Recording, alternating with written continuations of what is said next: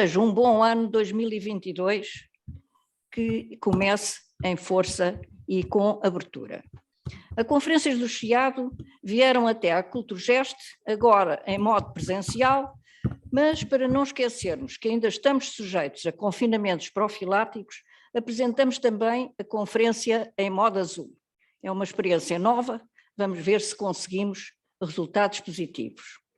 Iniciamos a nossa programação 2022 com um grande evento que nos deixa confiantes de atingirmos a excelência nos nossos objetivos. O tema desta conferência é de grande expectativa, os futuros da União Europeia, num momento de grande fragilidade e incerteza de quem vai constituir o centro do mundo. Quem nos vai esclarecer será o nosso ilustre conferencista, a quem apresento as minhas maiores saudações, o José Manuel Felas Ribeiro, e que desde a primeira hora tem apoiado a nossa causa. Cumprimento a Teresa Moura, que se disponibilizou amavelmente para fazer a apresentação e moderação da conferência e que também nos tem apoiado, fazendo parte da nossa direção. Agradecimentos especiais ao Centro Nacional de Cultura, à Caixa Geral de Depósitos, Direção de Comunicação e Marcas Jesus Barbosa e a toda a equipa técnica sempre presente nestas ocasiões. Obrigado, está bem? Na certeza de nos encontrarmos muito em breve em modo novo normal, também quero cumprimentar os cibernautas que estão a acompanhar no espaço. Um olá a Maria José Dionísio, com muito obrigada. Espero que esteja a receber muitos convidados atentos a esta oportunidade de apresentarem questões sobre o tema tão controverso que o nosso conferencista nos vai apresentar. Obrigada a todos pela vossa presença, que nos anima e encoraja para continuarmos com as nossas iniciativas. Boa tarde e boa conferência. Portanto, dou a palavra à Teresa.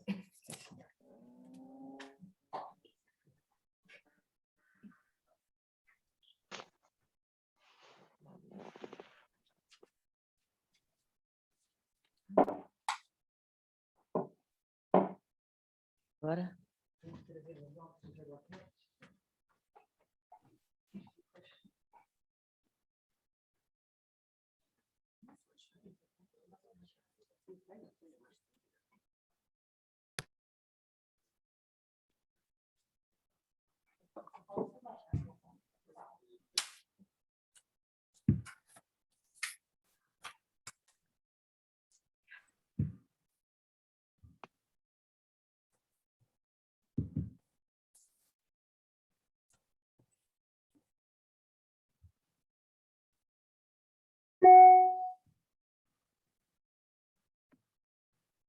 Você não quer usar aqui o WhatsApp?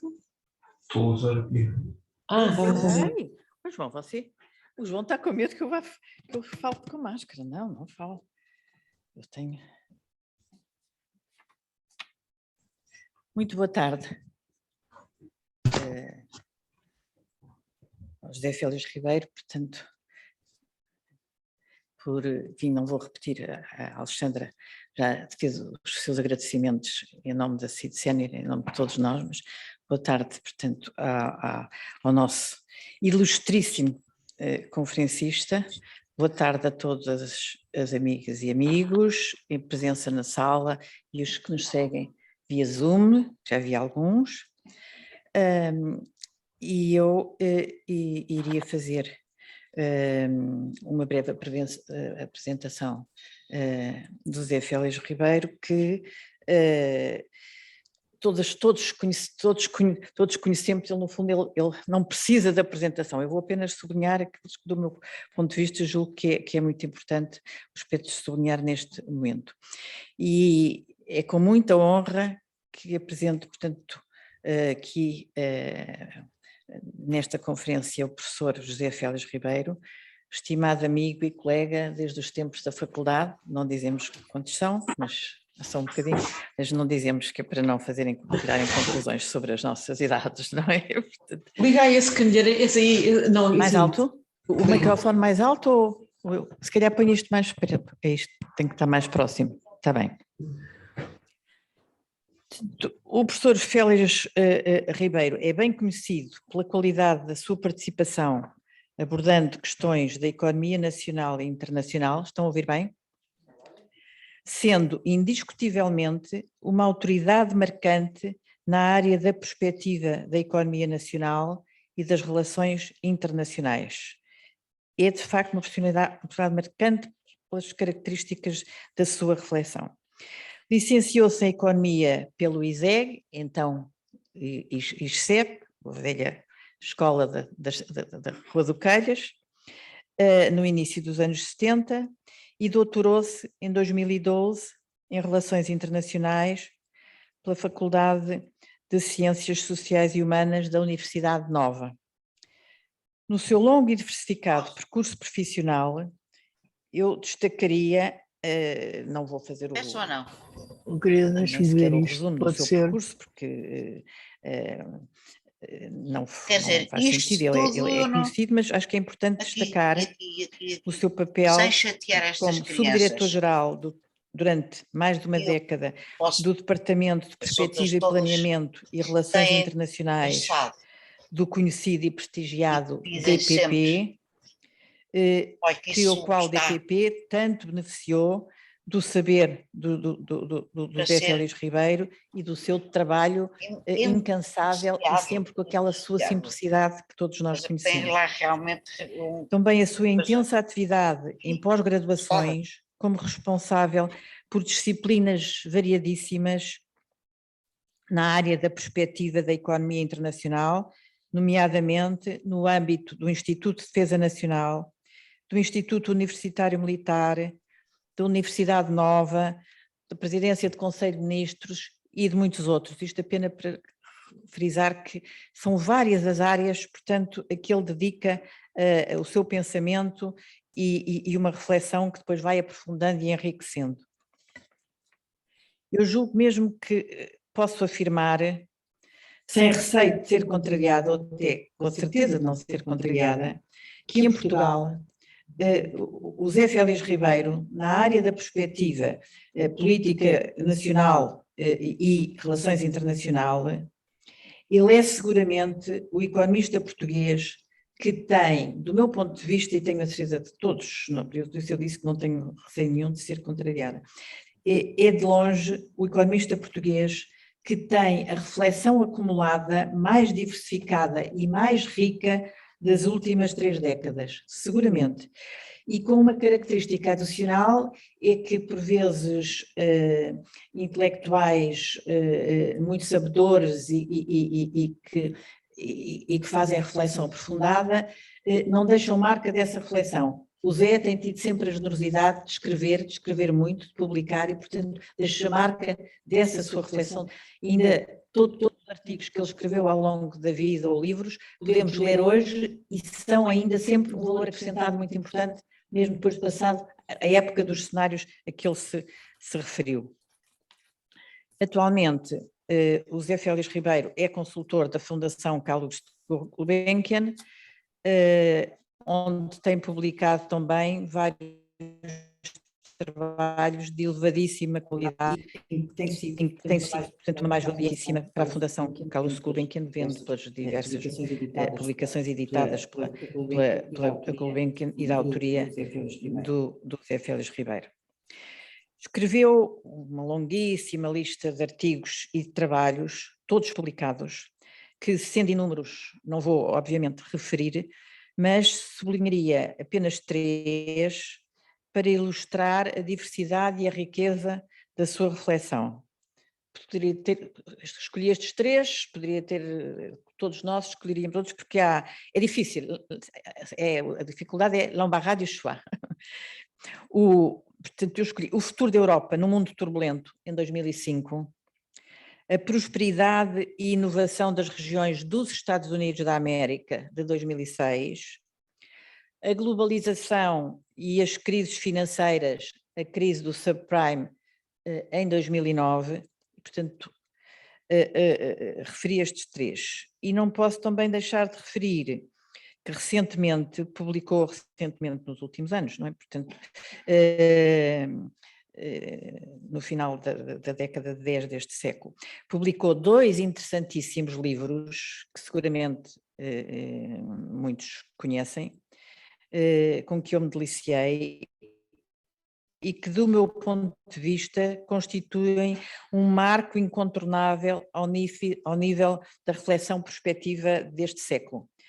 Foram, em 2014, o livro intitulado Portugal, a economia de uma nação rebelde, que é interessantíssimo, e em 2016, os Estados Unidos da América versus China, confronto ou coexistência, que não posso deixar de salientar que este livro é de facto uma reflexão brilhante, brilhante, sobre esta turbulenta temática que marcará seguramente, como estamos a ver, e que vai marcar, que marcará, já está a marcar, o século XXI, e que marcará seguramente o século XXI, e ele teve a coragem de, em 2016, fazer algo de muito profundo, muito corajoso, com muita riqueza, portanto, explorando vários ramos, várias interseções de várias linhas de raciocínio.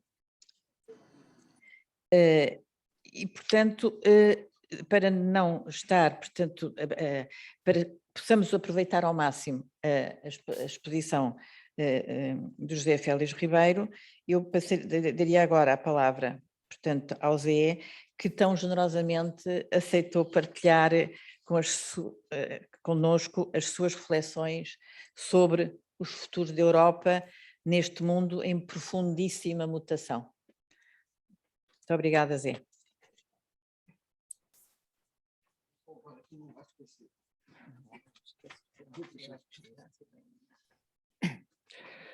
Muito boa tarde ou muito boa noite já. Muito obrigada por este convite. Eu gosto muito de ter a oportunidade de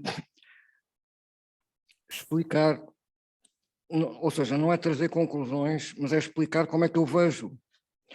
Porque, no fundo, a única coisa que eu posso transmitir é aquilo que aprendi ao longo dos anos em que tive a possibilidade de lidar com coisas variadas, sempre em equipas, em instituições. Não se há nada sem estar numa instituição, na minha opinião. Pronto, e, portanto, desse ponto de vista, o que é que eu tinha pensado trazer aqui? Em final de 2019, para a Gulbenkian, nós fizemos eu e os meus colegas fizemos um trabalho sobre o futuro da União Europeia. Depois disso, para um trabalho que vai ser agora em breve anunciado, se chama Portugal 2030, que é uma reflexão prospectiva sobre Portugal, nós fizemos uma outra trabalho sobre cenários para a Europa, mas eu achei que estes que eu tinha feito em 2019 eram engraçados e que talvez pudessem ser interessantes. O que eu vou tentar é fazer uma visita a esses cenários, mas de uma forma que eu espero que não seja um grande aborrecimento para vós, não é? Portanto, eu costumo, quando nós falamos em perspectiva, a coisa mais importante que temos a pensar é o seguinte: se nós tivermos um navio de guerra que parte de uma base naval, por exemplo, do Alfeite, para uma guerra, para um combate, nós naturalmente olhamos para o navio e verificamos que o navio tem uma excelente tripulação, o comandante é dos melhores da Marinha, o navio é recente, tem armas formidáveis, os motores foram todos revistos, tudo bom. E se for só isso, eu aconselhava o navio a não sair da base naval, se não for explicado que ele tem um radar e um sonar. Porque sem radar e sem sonar, não se pode partir de sítio nenhum para travar nenhuma batalha. Porque o sonar e o radar permitem-nos ver o que nós não vemos, mas que está em movimento, que nos pode atingir. Eu fiz o meu serviço militar na Marinha, só andei de navio uma vez, porque estava na administração naval, mas lembro-me que durante a viagem que nós fizemos para o Funchal, nós éramos obrigados a frequentar todas as partes do navio, quer dizer, estávamos ao serviço em várias partes. Mas a coisa que eu mais gostei eram as pessoas que trabalhavam com o radar. Era um fascínio, porque como é que pessoas que estão em frente de uma coisa que é redonda e tem uns pontinhos a brilhar, são capazes de dizer assim: estamos a ser seguidos por um conjunto de navios assim assado, que tem esta direção, esta velocidade, esta não sei o quê. Eu só fui uma vez, mas quer dizer, a ponto de comando do navio de guerra, à noite é uma coisa fascinante, porque são vários radares e o comandante, na prática, guia-se pelos radares e não está a ver nada, não é? E desse ponto de vista, a perspectiva não é uma adivinhação do futuro, é basicamente uma tentativa de fornecer um radar às organizações.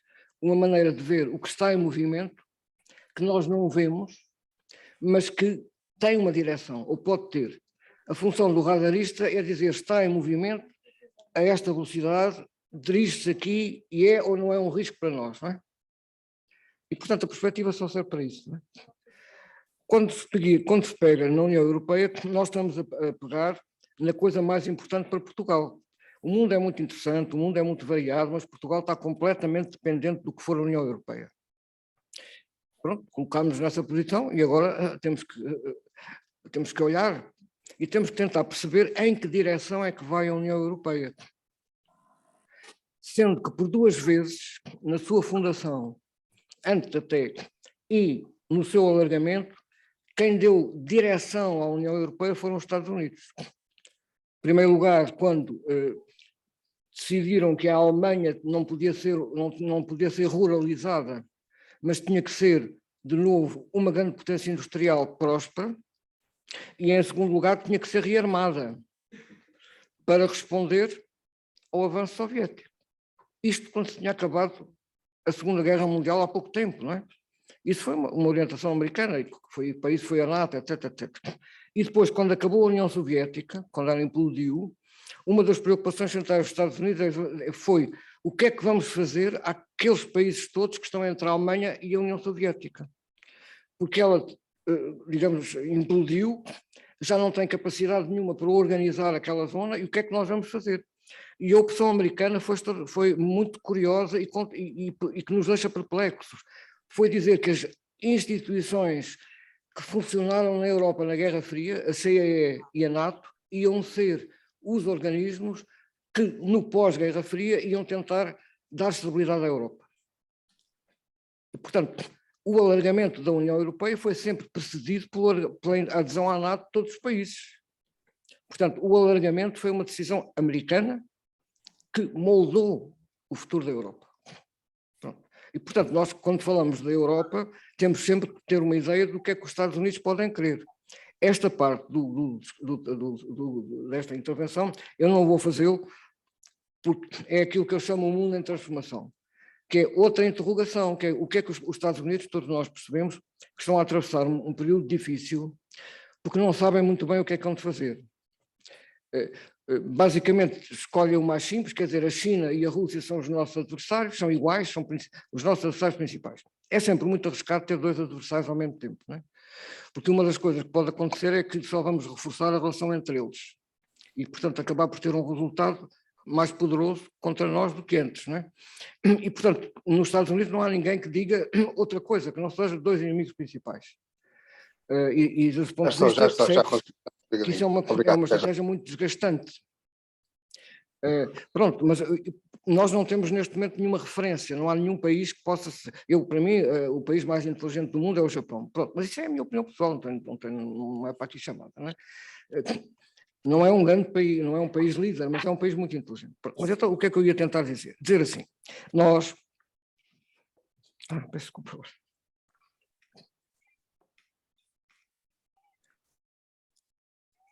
Por que é que eu não consigo fazer?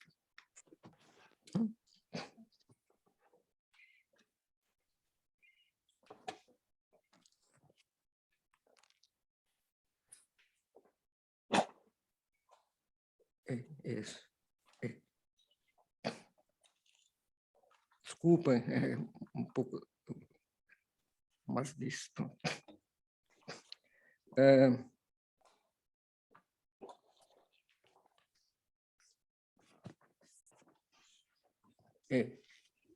É isto, pronto, já está. Agora já devo fazer, espera. Nós, quando tentamos fazer um exercício de perspectiva, a primeira coisa que dizemos é temos que definir o foco. O que é que a gente quer, o que é que nos intriga e que pretendemos esclarecer. O nosso foco é o que é que pode ser a evolução da União Europeia em 2035 num mundo em transformação. Pronto. Mas depois nós olhamos para o foco e dizemos assim, o foco tem um ambiente contextual, que é um ambiente onde ele está mais próximo do foco e tem um macroenquadramento. O macroenquadramento é mais longe do foco, mas pode ter capacidade suficiente para não só influir diretamente no foco, como ter uma forte intervenção no ambiente contextual. O que é eu parti do princípio? O ambiente contextual da União Europeia são duas coisas. A União Europeia é um projeto extraordinário, porque é um projeto em construção, mas em que nenhum arquiteto definiu qual é que é a sua forma definitiva. Quer dizer, não se sabe qual é a forma definitiva que vai ter este processo em construção. E, portanto, eu parti do princípio que o que era mais importante era dizer assim, em que estaleiros é que a União Europeia está envolvida neste momento e que são fundamentais para tentarmos perceber como é que vai ser o seu futuro. E tentei dizer, temos 4 grandes estaleiros em que a União Europeia está envolvida. Em primeiro lugar, consolidar o euro e fazer com que o euro seja um instrumento de crescimento generalizado. Não é o euro, a economia europeia com o euro possa ser uma economia a crescer e a inovar. Temos um segundo grande estaleiro, que é como é que vamos gerir as migrações. Porque nós agora estamos satisfeitos porque depois de 2015 parece que as migrações reduziram. Mas como eu vou dizer pelo caminho, espera-se que a África até 2050 cresça em 700 milhões de pessoas, entre o que é hoje e aquilo que pode vir a ser em 2050. 700 milhões de pessoas sobre uma economia assente em matérias-primas, que são muitas vezes capital intensivas e pouco trabalho intensivas, é uma coisa que se pode perguntar o que é que vão fazer. E, portanto, uma parte, nós somos o sítio mais próximo, não é? Portanto, vale a pena considerar que em qualquer reflexão que façamos, existe um desafio que é o que é que a União Europeia pode fazer em relação à África. Não o vai fazer sozinho, porque não tem capacidade para isso, mas tem que propor a outros países trabalharem em conjunto sobre o continente que vai levantar os maiores problemas ao mundo. Quando digo maiores problemas, não é de problemas de guerras entre eles, ou seja, se nós olharmos para as cidades africanas, para onde estão a ir muitas das pessoas que nascem, são cidades sem qualquer condição sanitária. Misturam-se com a natureza, tal e qual como na China, onde surgem muitas epidemias, muitas cidades chinesas, e na África também, porque há um convívio, digamos assim, com a natureza e com os animais da natureza, que é perigosa, não é? E uma parte das pessoas vão emigrar. Portanto, neste ambiente contextual, nós podemos dizer a questão das migrações, a questão da cooperação com a África é um grande estaleiro a que a União Europeia praticamente hoje não faz referência, porque gosta só de falar de coisas que são mais, como é que dizer, fascinantes. Por exemplo, ter uma defesa própria, ter uma capacidade de autonomia estratégica no que respeita à segurança e defesa. É um dos objetivos que a senhora van der Leyen, no fundo, partilha, embora diga com muita lucidez, que está ainda por resolver como é que vamos fazer isso, não é? Depois, em quarto lugar, há uma outra coisa muito importante que também nós temos que dizer, é que a OEM, a defesa, Schengen, e depois temos uma outra coisa que é muito importante ter em conta, que é como é que nós vamos lidar com as perturbações do nosso ambiente de proximidade que nós não controlamos. Uma das questões mais importantes é o seguinte: o mundo vai ter que reduzir as emissões de CO2. Se nós formos ler, digamos assim, o roadmap da Agência Internacional de Energia, há um momento onde eles dizem, em 2050, o petróleo e o gás natural têm que representar uma parte muito mais pequena do mix energético mundial do que é hoje.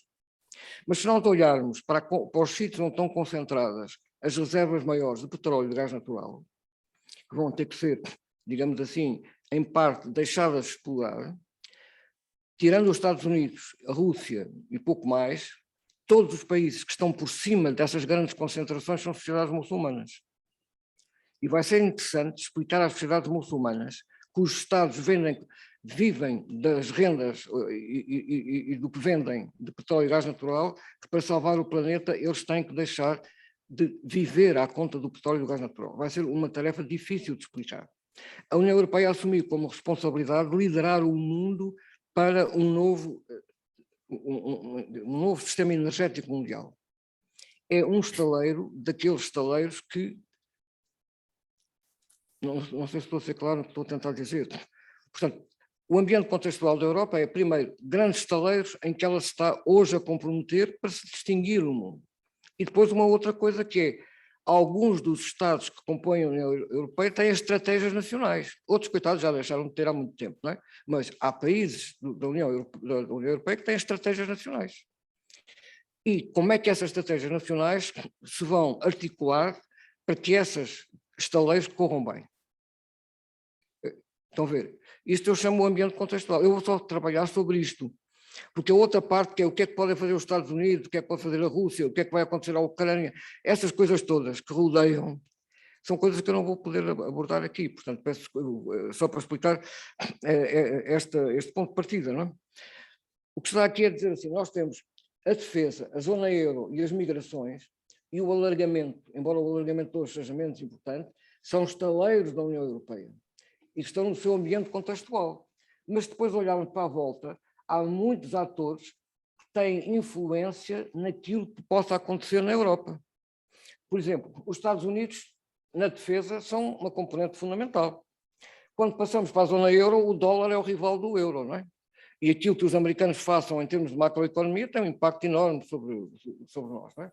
Se nós falarmos de migração e segurança interna, temos todo o mundo, digamos assim, todo o mundo árabe, ou melhor, todo o mundo do Médio Oriente atravessou um período de confusões enormes que levaram às migrações de 2015, mas nada garante que não voltem a ter. E a África, que eu pus ali, também.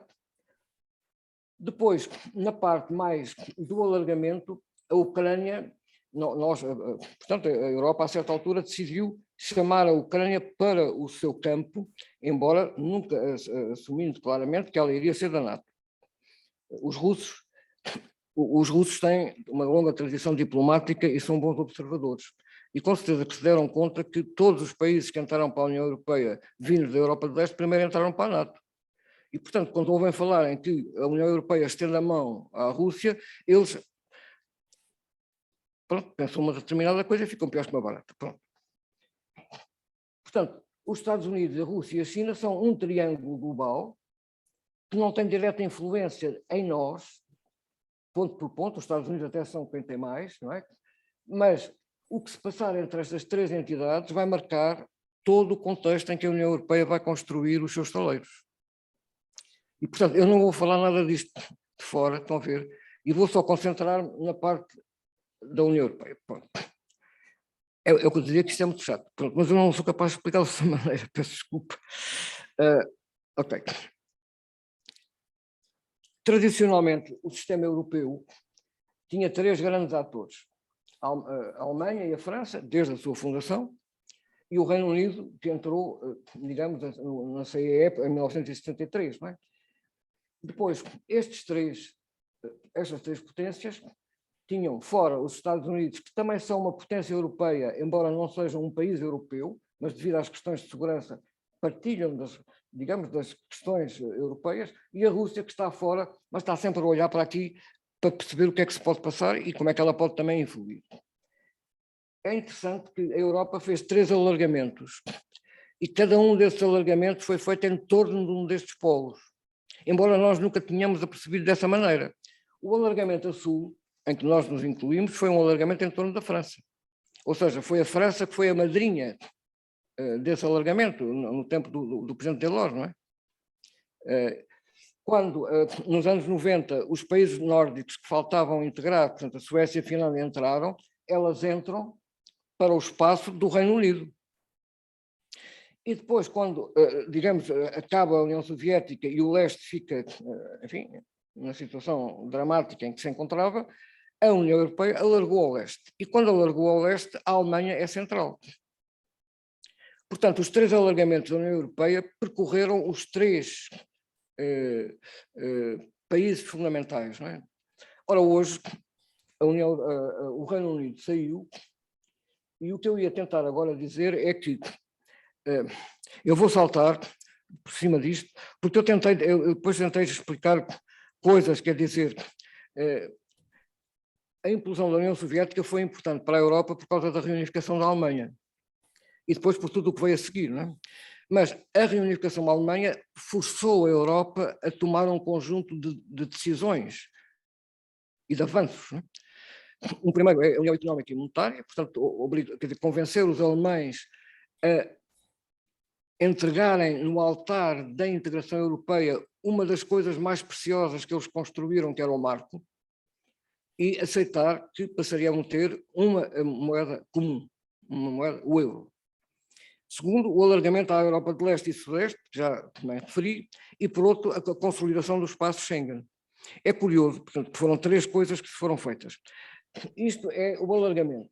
A Alemanha alargou-se àqueles países todos. E é curioso que aqueles países todos têm uma coisa que nunca ninguém fala, mas que é muito engraçado, que é o Império Austro-Húngaro. Uma grande parte do que nós chamamos do leste são os países que saíram do Império Austro-Húngaro, que era uma coisa maravilhosa, calculo eu que seja uma coisa maravilhosa, porque não é no meu tempo. Pronto. E uma das razões pelas quais a Hungria está sempre do lado de lá, contra, é por esta razão muito simples, é que no Império Austro-Húngaro, a Áustria tinha como tutela a Checoslováquia, portanto, o que nós chamamos hoje a República Checa e a Checoslováquia. E a Hungria tinha como, a Hungria imperial, tinha aquela zona toda amarela, incluindo a Croácia. Quando o Tratado de Versalhes e o Primeira Guerra Mundial leva à ruptura dos impérios, a Hungria que hoje conhecemos é a que está de amarelo escuro. Por isso, dizem-me que o presidente Urban, não sei se numa carpete, se numa coisa por cima do sítio onde trabalha, tem este mapa. Como a lembrar que está pronto. Mas eu estou a dizer, nós dizemos assim, é para entrar num conjunto de países de leste, como se os países de leste fossem uma espécie, uma tralha, quer dizer, uma coisa. Estes países de leste trouxeram para a União Europeia histórias de impérios, não é? E convivência de impérios de séculos, não é? Portanto, têm uma cultura própria, têm uma identidade própria, não são uns... Quer dizer, eu antes costumava dizer que a União Soviética arrebentou e depois alguém de Moscovo veio aqui e trouxe dentro de uns cestinhos um conjunto de meninos à porta do orfanato. O orfanato é a União Europeia, não é? E deixou estes países todos. Mas estes países todos não são órfãos. Têm pais e mães. Pronto, ok. E, portanto, é muito importante ter isso, a noção. Por sua vez, a criação da moeda única, a França, que é o seu promotor principal, achou que tinha que entrar na moeda única rodeada dos países da Europa do Sul. E teve que convencer a Alemanha, que é a outra parte da moeda única, que aquilo que é a sua claque, quando eu digo claque, ou seja, um conjunto de países com as mesmas dificuldades de gerir a macroeconomia respectiva do que a França, que muitas vezes tem. E entrou todos os países amarelos. E o resultado dessas duas coisas, em grande parte, é a União Europeia que nós temos. Como se tivesse havido uma negociação básica entre a Alemanha e a França, em que uns tiveram o alargamento e outros tiveram a moeda única. E tudo junto deu a União Europeia que nós temos. À qual se acrescentou Schengen. Pronto. Schengen é curioso porque podíamos pensar assim, Schengen é a liberdade de circulação no seio da União Europeia dos nacionais dos Estados-membros. Não. Schengen é a liberdade de circulação de qualquer pessoa que entre dentro do espaço Schengen. E, portanto, uma das coisas que levou à crise de 2015, peço desculpa, é um conjunto de guerras muito grandes, desencadeou uma vaga de migrantes que entraram por aí dentro de Schengen e depois foram à procura do seu sítio. E Schengen não estava preparado para uma coisa dessas, não sei se estou a ser claro no que estou a tentar dizer. Ainda hoje não está. Nenhuma destas coisas está por completo, porque quando os europeus decidiram fazer o alargamento, em certo momento, sob pressão da Polónia, com o apoio da Suécia e com o apoio da Alemanha, disseram assim, porquê é que não vamos propor à Ucrânia que a Ucrânia também seja parte desta construção? nessa mesma altura, a Rússia estava a tentar criar uma coisa que é a União Económica Euroasiática, para tentar manter um espaço num sítio que ela está a perceber que a China passa por lá com uma mala cheia de dinheiro e compra aquilo tudo. E, portanto, ela estava, e naturalmente a Rússia gostaria de ter um outro país eslavo, neste caso a Ucrânia, ao lado dela. E exatamente quando a Rússia está a fazer isto, a União Europeia vem propor à Ucrânia uma parceria, uma associação. É claro que deu uma confusão muito grande. Pronto, eu estou só a dizer que a União Económica e Monetária deu a crise das dívidas soberanas, o Schengen deu a crise dos migrantes e da sua distribuição pela Europa, e o alargamento deu a crise da Ucrânia. Portanto, nós tivemos 3 estaleiros que se estrearam com crises. Não sei se estou a ser claro no que estou a tentar dizer. E, portanto, é esta Europa que a gente tem que pensar. Pronto, e agora, mais recentemente, depois do Brexit, apareceram 2 tratados por iniciativa da França e do presidente Macron que nós temos que ter em conta. Um tratado de Aachen, portanto, de Aix-la-Chapelle, que era a capital, ou pelo menos o sítio onde o Carlos Magno vivia com mais tempo, entre a França e a Alemanha. Portanto, a renovação, no fundo, no tratado do Eliseu, suponho eu, que se chama o primeiro tratado franco-alemão de 63, não sei como é que se chamava. E depois, mais recentemente, o ano passado, a França vai fazer um tratado com a Itália, o Tratado do Quirinal. E desse ponto de vista começou a aparecer, isto é as pessoas no tratado com a Alemanha, isto é as pessoas no tratado, aqui já estão todos com as máscaras, no tratado do Quirinal. E daqui resulta uma coisa que é hoje a União Europeia, pode-se dizer que tem um triângulo central, que é a França, a Itália e a Alemanha, e depois tem 4 zonas regionais. Tem a Europa do Sul, tem a Europa do Leste, tem a Europa Nórdica, tem o Benelux. E cada uma destas entidades tem coisas próprias. E, portanto, nós temos uma coisa que tem 27 países, não é? 27 países, com estaleiros gigantescos, e encontrou agora uma direção mínima, que é este triângulo, não é? E, portanto, tudo o que eu ia agora a ir para a frente, sempre tentar dizer, é como é que este triângulo se pode vir a comportar. Pronto. Depois, eu tenho que acelerar, porque vou passar, nós na perspectiva dizemos sempre uma primeira coisa, que é até 2035, o que é para nós pré-determinado, ou seja, o que é para nós quase certo que vai acontecer até lá. Ou seja, que são tendências que têm muita força e que naturalmente vão aguentar-se até lá. E, portanto, eu fiz aqui uma lista dessas, mas eu não vou falar disso, depois, se tiver, por causa do tempo, se depois estivermos no debate, podemos falar. Quer dizer, uma dessas coisas é que os Estados Unidos e o Reino Unido estão numa fase de completa reorganização da sua posição no mundo. O Reino Unido e os Estados Unidos. E, desse ponto de vista, é qualquer coisa que vai continuar durante tempo, não é? Bom, mas agora não vale a pena estar a falar. Depois já dissemos, por exemplo, os Estados Unidos estão a pôr em questão a estrutura que suportou a globalização, isto foi escrito na altura em que o presidente Trump ainda estava no poder, mas que basicamente é muito simples, os Estados Unidos não podem continuar a ser o motor do mundo e tendo para isso grandes déficits comerciais e irrigando o mundo com dólares. E, portanto, o presidente Trump foi o primeiro presidente que teve que lidar com essa coisa, quer dizer assim, isto não pode continuar. Nós não temos condições já para ser o motor do mundo, sozinhos, no sentido em que nós temos déficits com toda a gente exporta para nós com uma relativa liberdade. E depois olha para os franceses, pronto, agora não interessa para onde é que eles olham, mas estou a dizer, há uma mudança em relação à globalização que os Estados Unidos são protagonistas, quer sejam com o Trump, quer sejam com o Biden, pronto. Ok, tudo bem. Depois há uma coisa que é interessante, que é o seguinte, que é a zona euro é uma zona de fraco crescimento, comparado com outros países. Não quer dizer que os Estados Unidos sejam muito mais, porque todos estes países já estão países, como é que é dizer, com muitas décadas de crescimento, e portanto os crescimentos deles são sempre mais pequenos, não é? Muito diferente da China ou da Índia, que arrancam numa base e sobem, não é? Mas entre os que estão mais velhos, com mais idosos, a União Europeia não se tem revelado com uma grande capacidade de crescimento. Não a Zona Europeia, a Zona Euro. Pronto, está aqui. Depois, agora vamos fazer...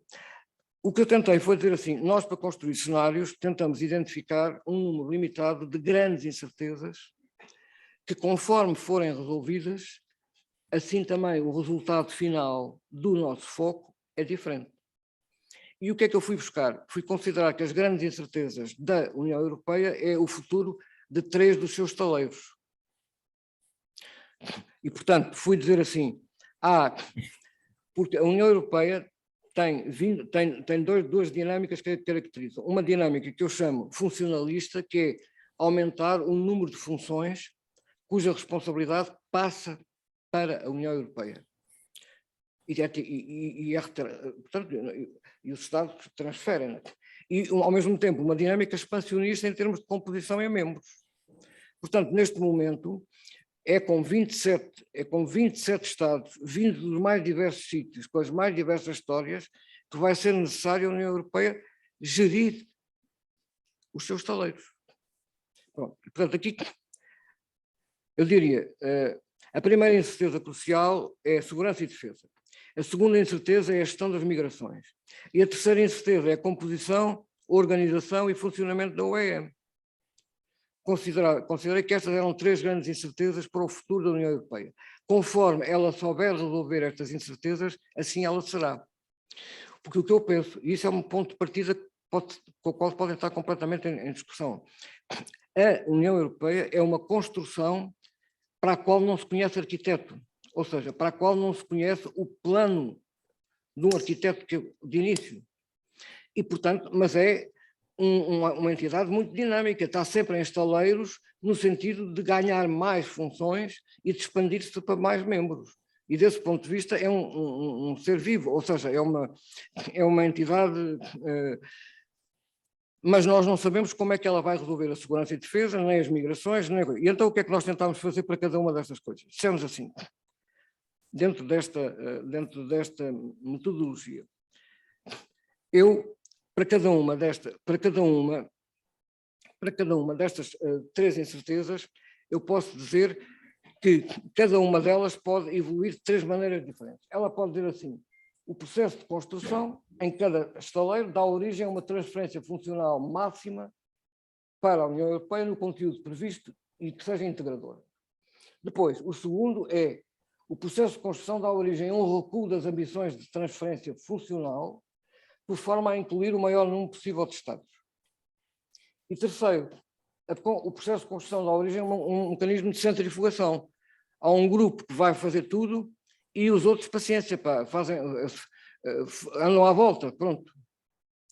E, portanto, tentámos, em cada uma das hipóteses, ver 2 destes processos para dizer este estaleiro pode evoluir desta maneira e daquela. Não sei se estão a ver. Pronto. Portanto, o que é que aqui dissemos? Segurança e defesa. Pusemos 2 hipóteses. A primeira é a defesa europeia em busca da autonomia estratégica face aos Estados Unidos.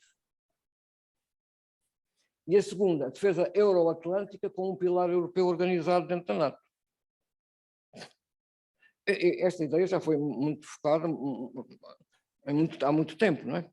E, portanto, dissemos, em relação a esta configuração, a esta incerteza, pusemos estas 2 hipóteses de resolução.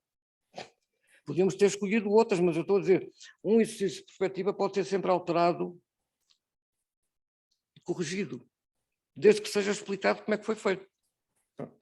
Depois passamos para outra coisa, que é a gestão das migrações.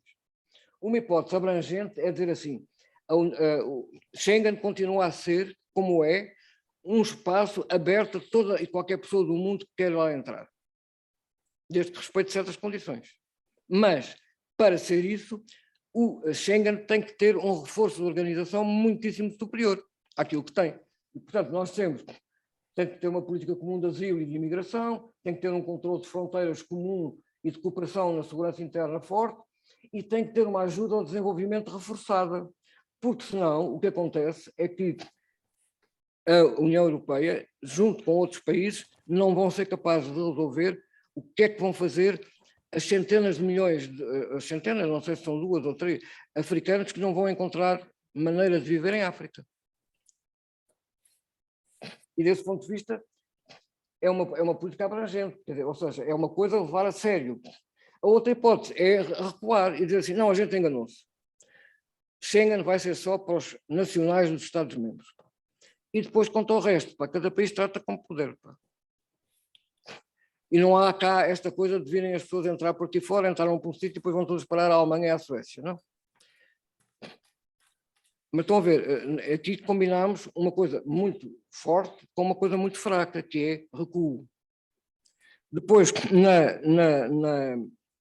fizemos uma coisa parecida no euro e dissemos, uma hipótese em relação ao EM é um avanço inclusivo, aumento do orçamento comum, mutualização parcial da dívida externa com o fim da política de coesão, criação de um ativo financeiro comum, obrigações do Tesouro europeias e reforço do papel do mercado de capitais. Pronto, isto era uma coisa que eu chamaria inclusiva.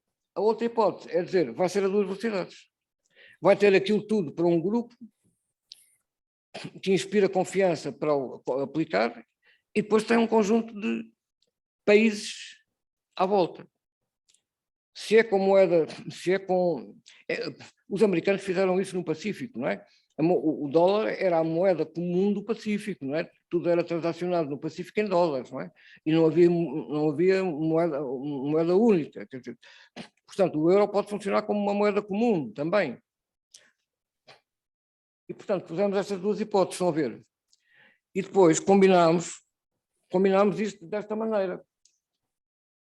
Defesa europeia autónoma com autonomia estratégica face aos Estados Unidos. Deste lado. Defesa euroatlântica com pilar europeu, que é a parte da defesa. Depois, em qualquer destas hipóteses, Schengen pode ter uma daquelas 2 hipóteses que nós pusemos. Ou política comum, controle de fronteiras e não sei o quê, ou recuo. Mas estas 2 hipóteses, tanto dão para aqui, como neste caso. Não sei se estou a ser claro como é que a gente constrói. E depois a terceira hipótese, que é o EM, reforço orçamental, tal, ou o EM, núcleo restrito, e o euro como moeda comum no mercado único. E está por cima, repete-se. Portanto, isto é uma árvore com ramos. Cada ramo é um cenário. Cada ramo é uma combinação diferente. Nós dizemos, por exemplo, a defesa europeia autónoma, a defesa europeia com autonomia estratégica face aos Estados Unidos, Schengen com uma política comum, controle de fronteiras e reforço da cooperação, e com a União Económica e Monetária forte e integradora, é o cenário máximo. É o cenário máximo que nós...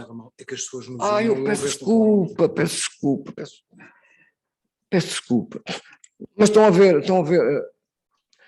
Não, portanto, este cenário, o cenário 1 é o cenário máximo que podemos aspirar, que é uma defesa europeia autónoma com a autonomia estratégica dos Estados Unidos, um Schengen como deve ser e com uma política de cooperação muito importante, e uma União Económica e Monetária integradora e não a 2 velocidades.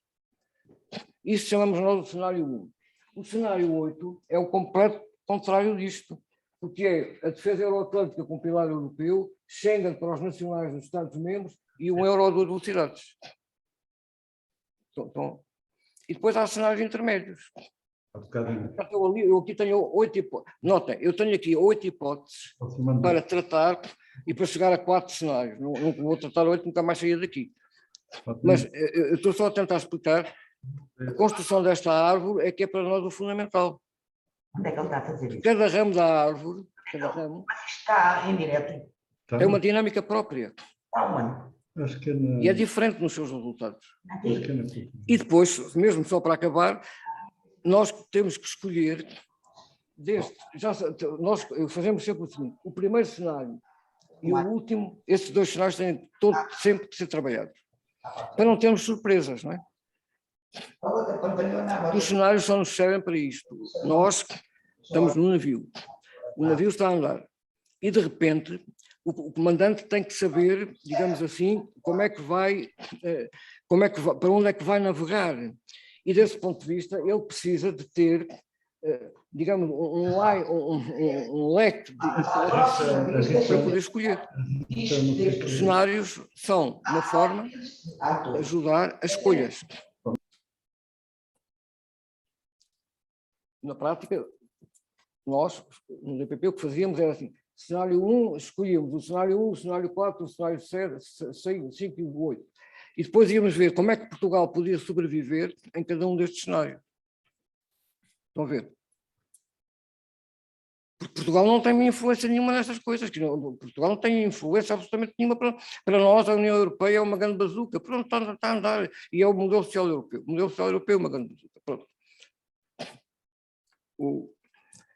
E depois, portanto, só mesmo para acabar, vale a pena perguntar como é que os países principais reagem a isto. Então, o que é que nós vamos tentar fazer? Vamos tentar ver quais destes cenários é que encontram um maior consenso entre 3 ou 4 países que nós escolhemos como países principais, que é uma coisa horrível de fazer. Nós, para este exercício, escolhemos aquele triângulo, França, Alemanha e Itália. E então, como é que... Isto agora é mesmo o fim. É muito bom serem 3 incertezas com 2 configurações para cada uma, porque eu depois posso trabalhar com o hexágono. Vejam uma coisa, a defesa tem lá em cima, peço desculpa, lá em cima Euroatlântica e cá em baixo autonomia. Depois, as migrações daquele lado têm opção restrita para os nacionais e do outro lado tem opção abrangente. E depois a OEM lá em cima é inclusiva e cá em baixo é a diversidade. Portanto, o hexágono é muito amigo de nós. E agora o que é que nós vamos fazer a seguir? Nós vamos dizer assim, onde é que vamos considerar que estes 3 países têm estratégias nacionais. A gente tem dificuldade em perceber qual é a estratégia nacional da Itália. Mas, quer dizer, eles lá têm que se amanhar, ou seja, porque são um país demasiado grande, pronto, arranjaram o Mário Draghi, agora arranjaram o Mário Draghi, porque isso ajuda a resolver muitas coisas. Pronto. Mas, vamos pensar assim, cada país tem uma preferência, tem uma escolha, prefere, a sua primeira escolha. E vamos trabalhar as primeiras escolhas da França, da Alemanha e da Itália. E aqui estamos a fazer um exercício de suposição. Portanto, e aqui isso é da minha responsabilidade, não estou a dizer que seja assim. E o que é que nós dissemos assim? Dissemos assim, vamos lá ver. A Alemanha preferiria começar por ter uma defesa euroatlântica, porque tem confiança nos Estados Unidos, fazer a autonomia estratégica é caríssimo. Ela gostava de ter um setor de defesa, de indústria de defesa mais forte do que tem, e por isso gosta de trabalhar com a França, etc. Mas, nesta hipótese, primeira, ela quer uma defesa euroatlântica com um pilar europeu. Pronto. Depois, quer uma gestão das migrações abrangente. Vai na tradição do que fez a senhora Merkel, só agora com as coisas organizadas, não é?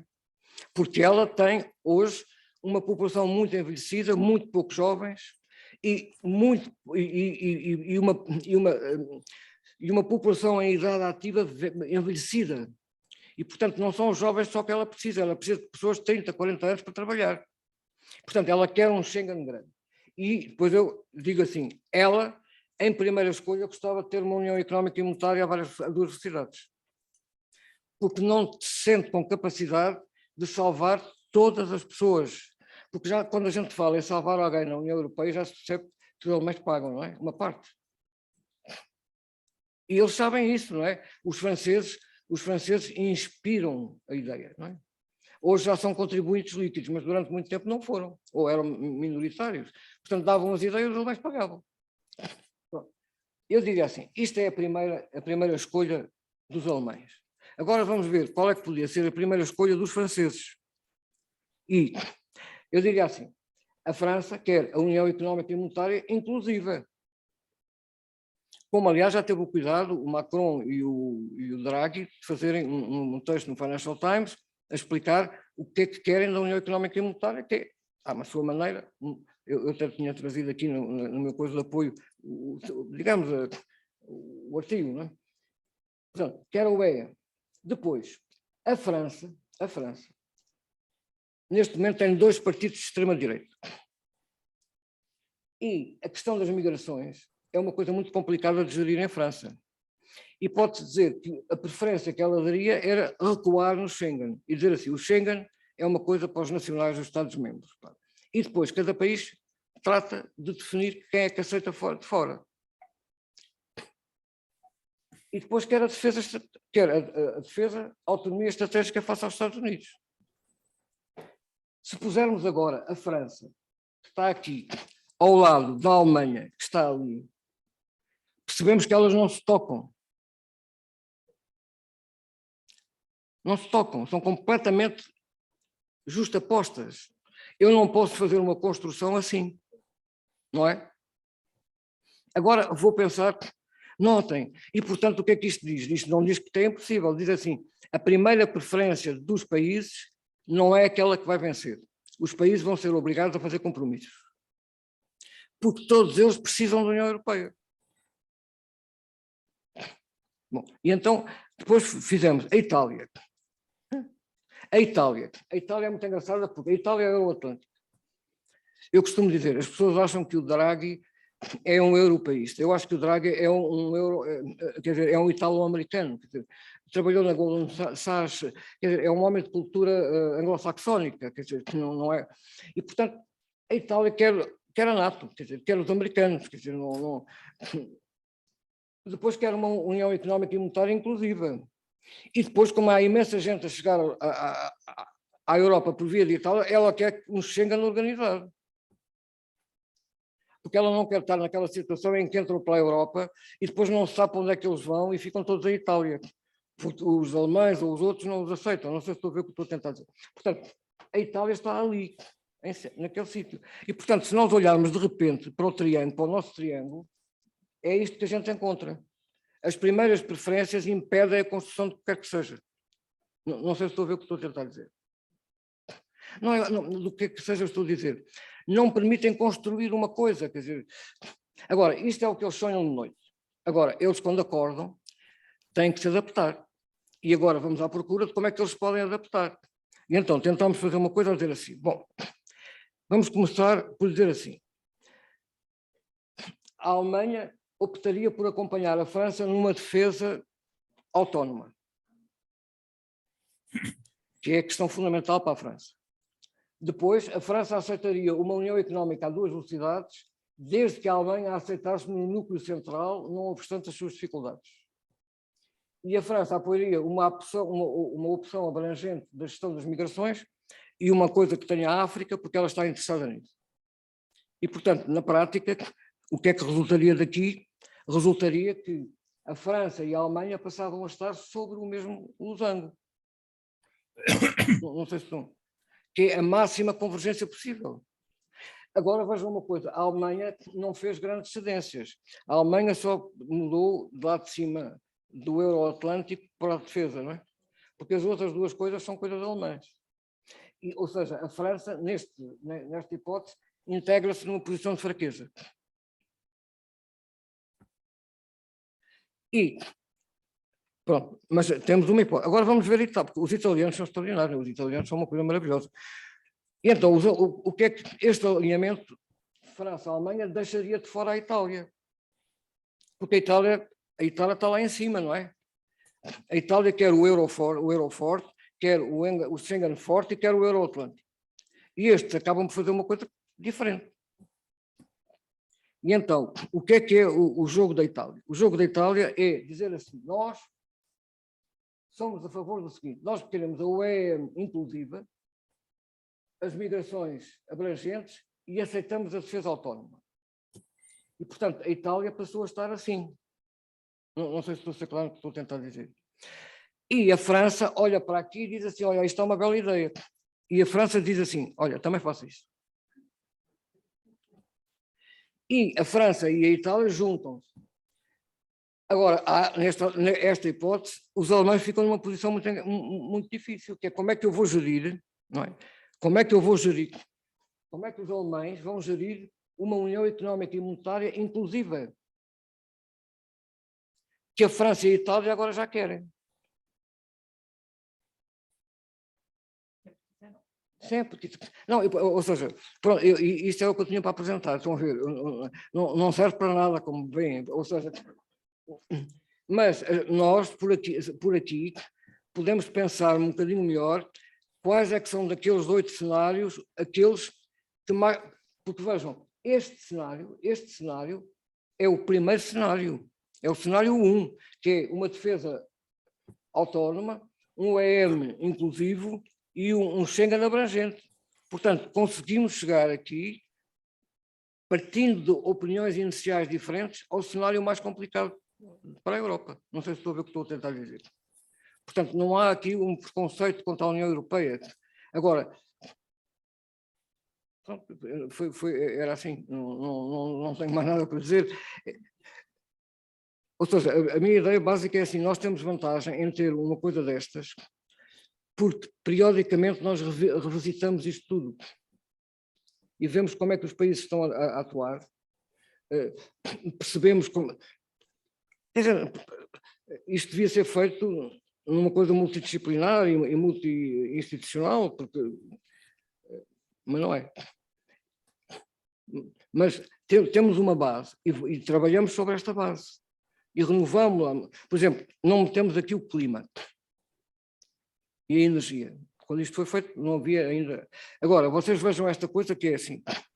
A senhora van der Leyen, na minha opinião, foi colocada lá pela Alemanha para transformar a União Europeia num ator global com capacidade de intervir no tabuleiro mundial. Porque a Alemanha não tem capacidade para o fazer sozinha, mas quer fazê-lo. E, portanto, a União Europeia é o único sítio para a qual ela pode transferir uma ambição e para isso pôs lá uma presidente. Essa presidente foi logo aplaudida pelo Macron, porque o Macron também tem essa imagem, essa ideia. E, portanto, a senhora van der Leyen está apoiada na França e na Alemanha, pelo menos. Mas, em relação à questão energética, toda a estratégia europeia até agora senta-se apenas nas energias renováveis. Completamente, não é? E países disseram assim, mas porquê é que não temos um nuclear? Ainda por cima há um nuclear novo, um nuclear mais pequeno, pronto, um nuclear agora não vou estar aqui a explicar porque eu também não sou engenheiro, mas pronto, há um nuclear novo de 4ª geração. Pronto. E portanto o nuclear também tem que entrar. E o gás natural também pode entrar. Há até uns alemães que estão a descobrir uma maneira de extrair hidrogênio do gás natural sem emitir CO2 e em vez do carbono ir para o CO2, é carbono em estado sólido, que pode ser utilizado para fazer materiais. Né? Portanto, o gás natural também tem que entrar nos... Portanto, não podemos ter uma coisa centrada nas renováveis. Ela que é alemã. Imediatamente os verdes alemães disseram, o que é que vocês estão a falar aí? O quê? Os verdes alemães nasceram contra o nuclear militar, as armas nucleares táticas que os americanos tinham no território alemão, e porque os verdes são ecologistas e pacifistas, pronto. E são também europeístas, enquanto não mudarem de opinião, mas quer dizer, e desse ponto de vista fizeram, mas neste momento os verdes têm a chave da estabilidade da governação na Alemanha. Não sei se estão... É verdade. E, portanto, a senhora van der Leyen, que é uma alemã, foi lá posta para transformar a União Europeia numa coisa que seja, de repente é confrontada com uma situação em que no país dela o governo vai ter muita dificuldade em aceitar uma orientação deste tipo. Não sei se estou a ver o que estou a tentar dizer. Pronto, e isto era dizer que a Alemanha vai ter dificuldade em aceitar isto. Assim como a hipótese anterior, que era a França ceder na OEM em várias velocidades, desde que ela estivesse no centro, é inaceitável para a Itália. Claro, sim. Mas, não, mas, claro. Não, mas, portanto, é que este triângulo da Itália, da França e da Alemanha, acho que é um triângulo a ter em conta. Pronto, era isto, não tinha mais nada para vos mostrar. Pronto. Bom.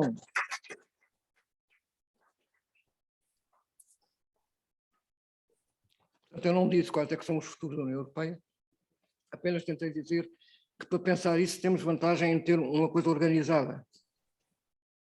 uma coisa organizada, onde podem entrar as diversas opiniões. Como viram, nós queremos sempre coisas que são contrastadas umas com as outras. Pronto. Muito obrigada. Não, agora vou para aí. É, exato, agora Tá bem, vamos tá bem. vir para aqui. Não, posso? Não, queres trazer? Muitíssimo obrigada.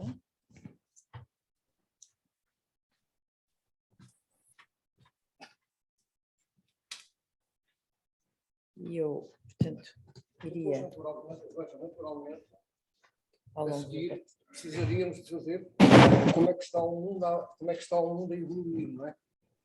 Disso depois tu fazes uma outra... Não, mas ou seja... Vais ter simpático suficiente. Não, mas não tem... Não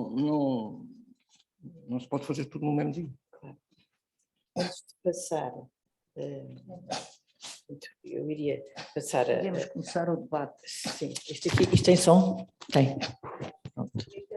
Está bem. Portanto, eu só antes de passar tinha combinado com eu ia só, antes de passar, lançar também já uma dúvida, portanto, no fundo a ideia era sobretudo dúvidas e comentários e chegas que as pessoas queiram dar, portanto, ou dúvidas relativamente a estes cenários.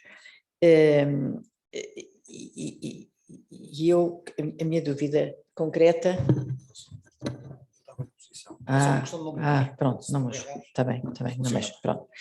E a minha dúvida em relação, portanto, para que o Zé pudesse elaborar um bocadinho, porque ele deixou-nos aqui já tanto, como os americanos diriam, tanto food for thought, que dizia que isto agora demora umas semanas a digerir e a pensar, mas dentro daqueles três que tu chamas de linhas de incertezas e que no fundo serão, digamos, são no fundo os três desafios que a Europa, quando puder, quando conseguir, quando quiser, quando conseguir negociar, quando conseguir ter as cedências prontas, mas vai ter que resolver, que é o da OEM, a política de defesa e a gestão das migrações.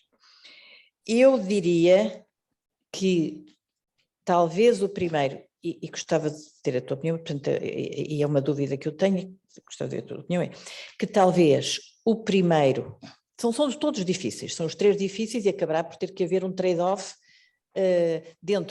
trade-offs dentro de cada um e depois combinações várias entre os trade-offs entre os três, mas talvez aquele que será aquele em que os três grandes, não é? Portanto, que tu referiste, Alemanha, Itália e França, se empenharam mais, que já estão, aliás, a pensar nisso, embora pouco tenham, não produziram nada ainda, portanto, mas talvez o primeiro seja a OEM, do meu ponto de vista, o primeiro, a OEM, porque é aquilo que é mais necessário, quer dizer, de facto, para que a Europa seja aquilo que a Alemanha quer, que a França quer, que a Itália quer, que no fundo todos nós queremos, embora, como disseste muito bem, infelizmente nós marcamos pouco, nós e muitos outros, não é? Nós e muitos outros, quer dizer, marcamos pouco, mas nesse da OEM e aquilo que tu referiste, quer dizer, o trade-off vai passar por, quer dizer, ou é a ideia, ou é a ideia alemã das duas velocidades, porque, pelas razões que tu referiste, e não deixa de ser muito importante, e talvez seja até a mais importante, porque ela não está disponível, não quer gastar suficiente para, no fundo, ajudar naquelas três vertentes da mutualização e do aumento do orçamento, o conjunto dos 27 países, e quer deixar para ali uns satélites e concentra-se no núcleo duro. Eu tenho, para mim, no núcleo duro, quer dizer, não é possível não estar a França, não é possível não estar a Itália, portanto, os ajustamentos que sejam necessários fazer nesse contexto de uma mutualização parcial da dívida e do aumento do orçamento, que não é possível, de facto, ter uma OEM com o orçamento que temos atualmente, quer dizer, é caricato, 1%, 1,2%, 1,1%, quer dizer, bem, entra no 1%. Portanto, a primeira dúvida era se, de facto, achas que esse será o primeiro onde vai aparecer um esboço, do que pode vir a ser um consenso, mesmo que depois ele venha sempre, como sempre em Bruxelas, venha a ser sujeito a ajustamentos. A segunda dúvida é, nesse contexto, quer dizer, tendo em conta que este é capaz de ser o primeiro, é muito natural que seja o primeiro, por várias razões.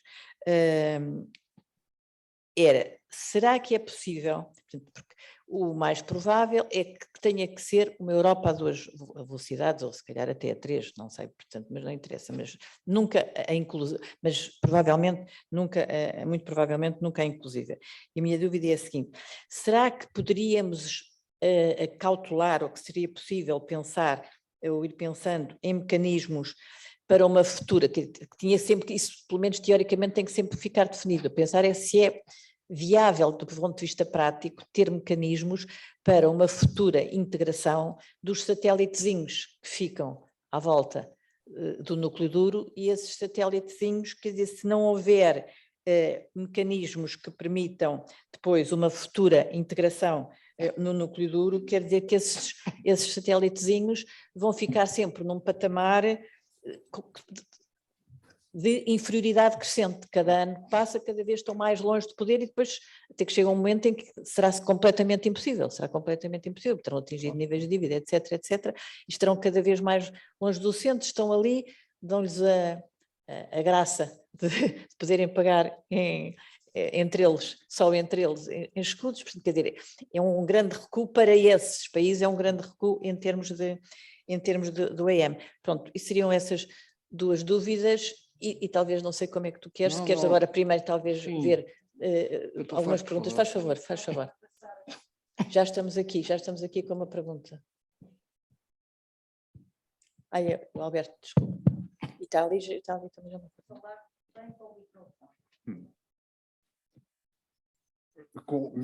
Mas com máscara. Não, tem que falar sem máscara. Muito bem. Não, sem máscara. Alberto, tem que falar sem máscara, senão não se ouve nada. Eu aprecio imenso a enorme contribuição que o José Manuel Félix Ribeiro hoje deu, portanto, à sequência das conferências do Chiado. Tenho acompanhado com o maior interesse a exposição dele, hei de repensar, portanto, estas matérias com a documentação que ele, entretanto, há bocadinho me deu, mas eu gostaria só de perguntar uma coisa: se não seria, se o José Manuel Félix Ribeiro não terá pensado alguma vez em, não é baralhar, em complexizar ainda mais o modelo em que estava a pensar. E em que é que eu estou a pensar nisso? Eu estou a pensar relativamente às migrações, ao conteúdo das migrações. Hoje em dia, como com os aviões, com os navios, enfim, hoje em dia as pessoas migram de uns continentes para outros. Lembramos-nos, por exemplo, até às primeiras décadas do século XX, os portugueses migravam à farta para o Brasil, e neste momento, digamos, e ainda bem, os brasileiros estão a emigrar para cá, digamos, em doses absolutamente extraordinárias. Bom, mas o que, apesar de tudo, o que é mais normal, uma vez que somos europeus e estamos na Europa, é que quem tem mais facilidade de migrar para cá, quanto mais não seja até por uma questão de proximidade, são, digamos, populações africanas. São os que estão mais perto. Bom, por outro lado, também estão relativamente perto, digamos, aquelas populações do norte, da Ásia Menor, digamos assim, da Ásia Menor. E, além, portanto, as outras que, a não ser ainda mais algumas, algo que tenha ficado da ex-União Soviética, o que está na Europa, enfim, isto já está mais ou menos tudo ligado, digamos, ao continente europeu. Agora, a questão é esta, é que, se eu bem percebo, a África é o continente que também tem maior dinâmica demográfica, é aquele que tem uma dinâmica maior, E, se eu bem percebo, cerca de meia população da África, cerca de metade da África, tem uma população de origem muçulmana. Tanto quanto eu sei, já, digamos, por exemplo, já vai na Tanzânia. Já vai na Tanzânia no que se refere à Ásia do Leste, à África do Leste. Portanto, estamos na parte da África Central, é uma grande parte já uma população, enfim, portanto, de raiz de origem muçulmana, e também, digamos, pela África Ocidental, também vamos parar aí a ser já perto, cerca de metade da África.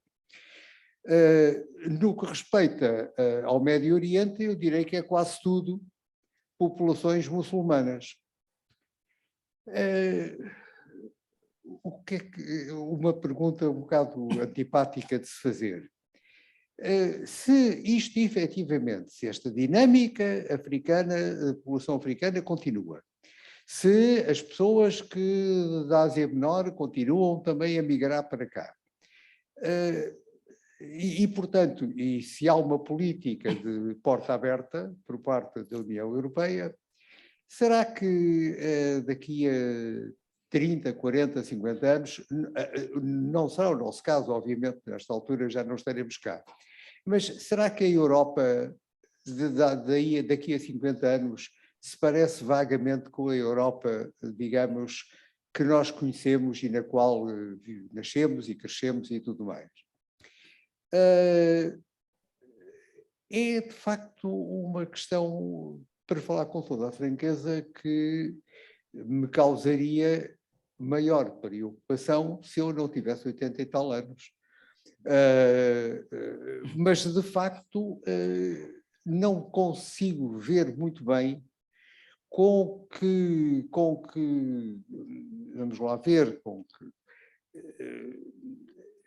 com que atitude é que nós estamos a preparar-nos para abrir, digamos, enfim, as nossas portas, os portões da Europa, portanto, a essa vaga de imigração. Não estou a falar do Brasil, obviamente, da América do Sul ou da América Central. Não estou a pensar em movimentos de demografia com até, olha, em povos asiáticos, lá no Extremo Oriente e tudo mais. A questão está, será possível chegarmos a uma situação de vivência pacífica e de todas estas comunidades que, à partida, têm muito pouco que ver umas com as outras e têm, e já para não falar, digamos, até em certas tendências para o terrorismo e coisas do género e tal. A minha ideia, portanto, é esta. Isto pode ser um problema ainda muito mais complicado do que aquele que o José Manuel Flores Ribeiro teve, de facto, aqui a pintar, não é verdade, a desenhar, porque, efetivamente, os fatores de desagregação, os fatores de malaise, como dizem os franceses, para que se possa viver de uma forma construtiva na Europa, todas estas gentes em conjunto, isto vai ser uma coisa extremamente complicada. É óbvio que também podemos ter uma política muito dura, portanto, de restrição de movimentos populacionais no sentido de entrarem na Europa. Mas, de qualquer das formas, eu não sei se não estaremos a pensar no futuro estamos deitados numa espécie de barril de pólvora. É um bocado uma preocupação que eu tenho e não queria, portanto, além das preocupações que eu tenho já quando estou sozinho, não queria também que estivesse agora a contaminar e, portanto, todo este auditório com estes problemas que eu estou a trazer. Obrigado.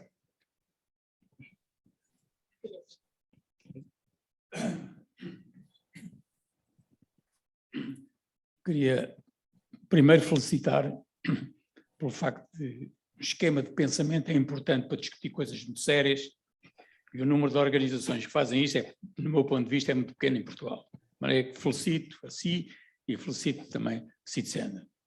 Só gostava de lhe dar aqui um apontamento. Nós, em termos de segurança e defesa, normalmente, como estamos a fazer uma questão de pensamento, tratamos sempre das ameaças, porque são as ameaças que resolvem os problemas.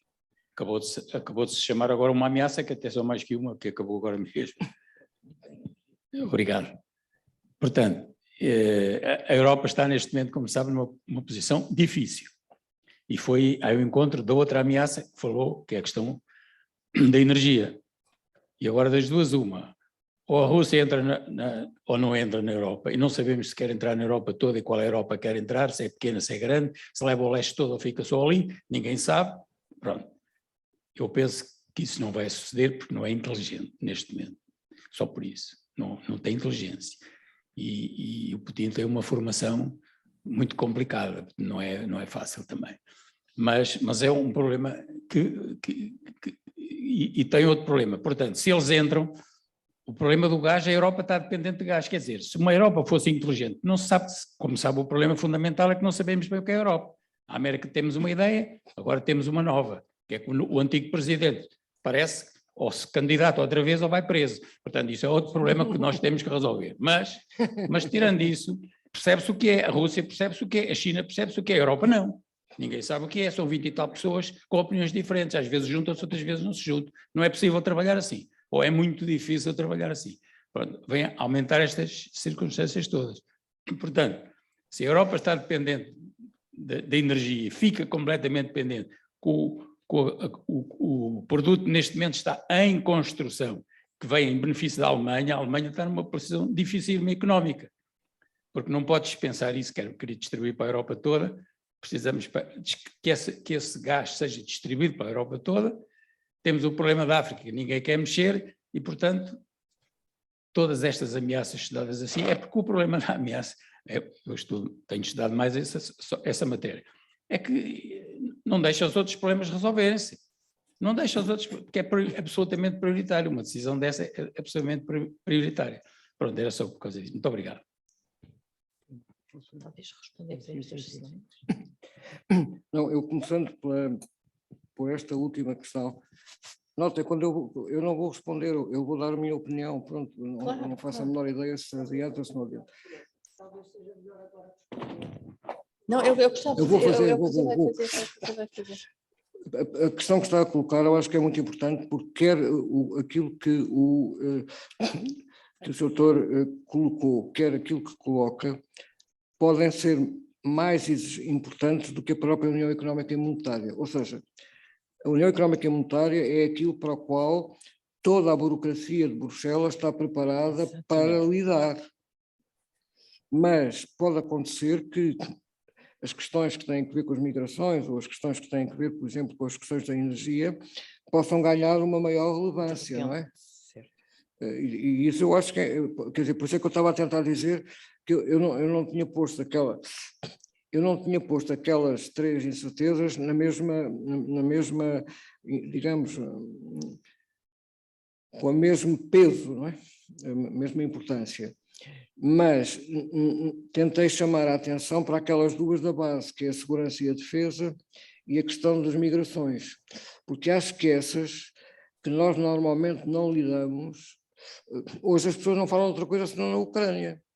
Quer dizer, uma coisa que não tem grande problema, quer dizer, pronto, é uma coisa chata, que é a Síria e tal, quer dizer, mas estou a dizer, pronto, e portanto, o que eu penso é que aquelas três questões estão todas por cima da cabeça da Europa.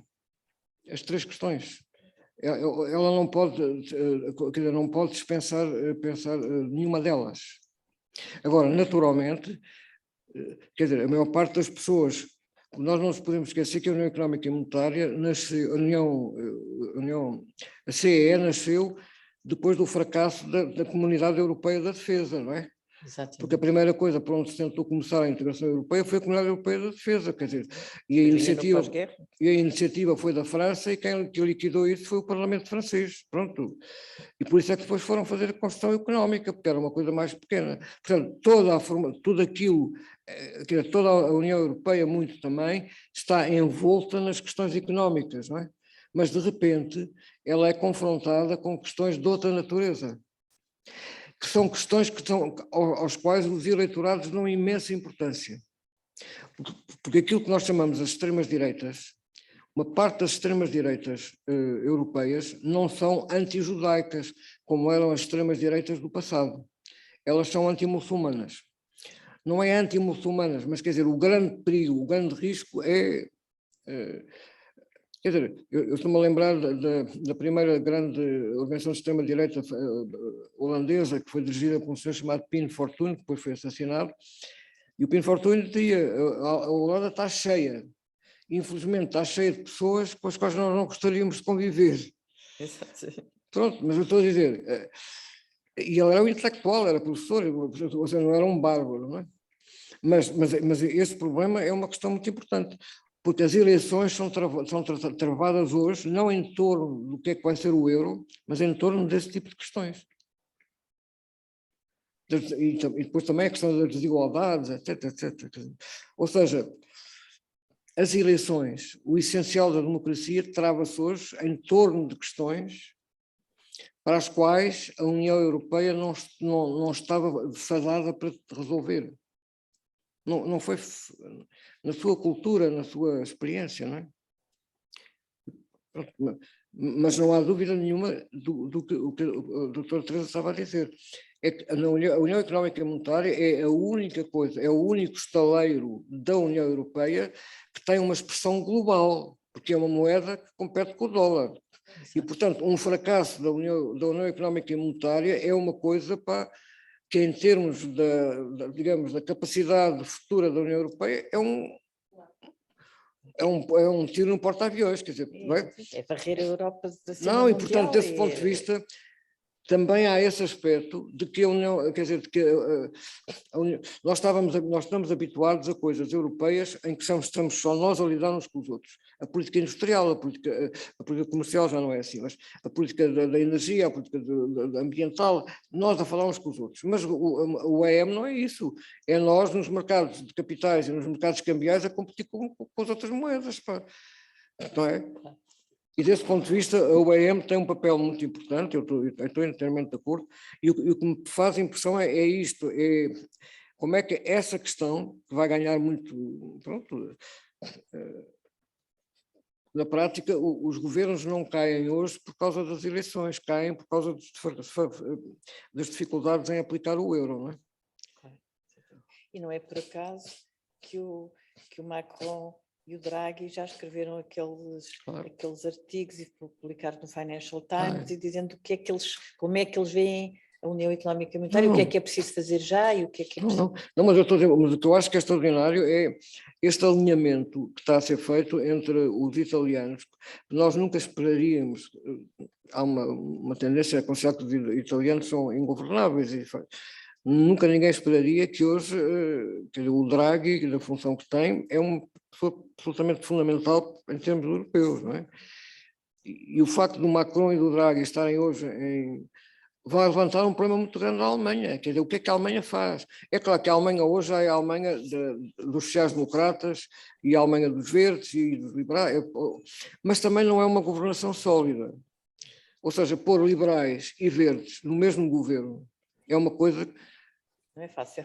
Não, que não é fácil, quer dizer, vêm de dois mundos completamente diferentes, quer dizer, é uma coisa...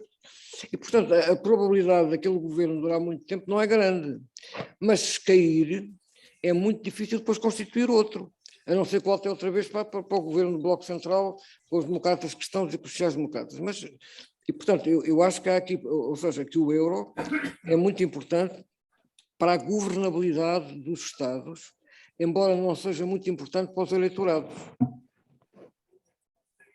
Os eleitorados são divorciados efetivamente das elites, não porque sejam maus, não, é porque as elites estão preocupadas com uma coisa muito importante, para a generalidade das pessoas é uma coisa muito distante, o euro. E desse ponto de vista, o EM é uma coisa crucial. Depois, a questão que a doutora Teresa colocou dos satélites, quando eu falei da Europa a várias velocidades, eu sempre achei... Eu concordo muito. Vai ter que ser. Não, mas eu sempre achei, no tempo em que estava no DPP, que a gente tinha que falar, que tínhamos que convencer os governos a se habituarem a pensar, se isso acontecer, como é que a gente reage. Mas ninguém quer fazer isso. Não, ninguém vai dizer isso. Não querem, ou seja, não querem porque sabem perfeitamente que hoje não são capazes de viver sem este apoio europeu, não é? E, portanto, há aqui uma situação muito difícil. Agora, o que me parece mais sólido é, neste momento, os italianos travam a deriva francesa para aceitar uma proposta de várias velocidades, desde que nós franceses estejamos lá dentro, não é? Os italianos são hoje um travão muito importante na Europa, não é? Porque há uma coisa muito séria. Se a Itália colapsar, colapsa o euro, não é? Mas isto não há qualquer sombra de dúvida, quer dizer... E, portanto, aliás, a rapidez com que foi apoiada, não é? O dinheiro que foi logo...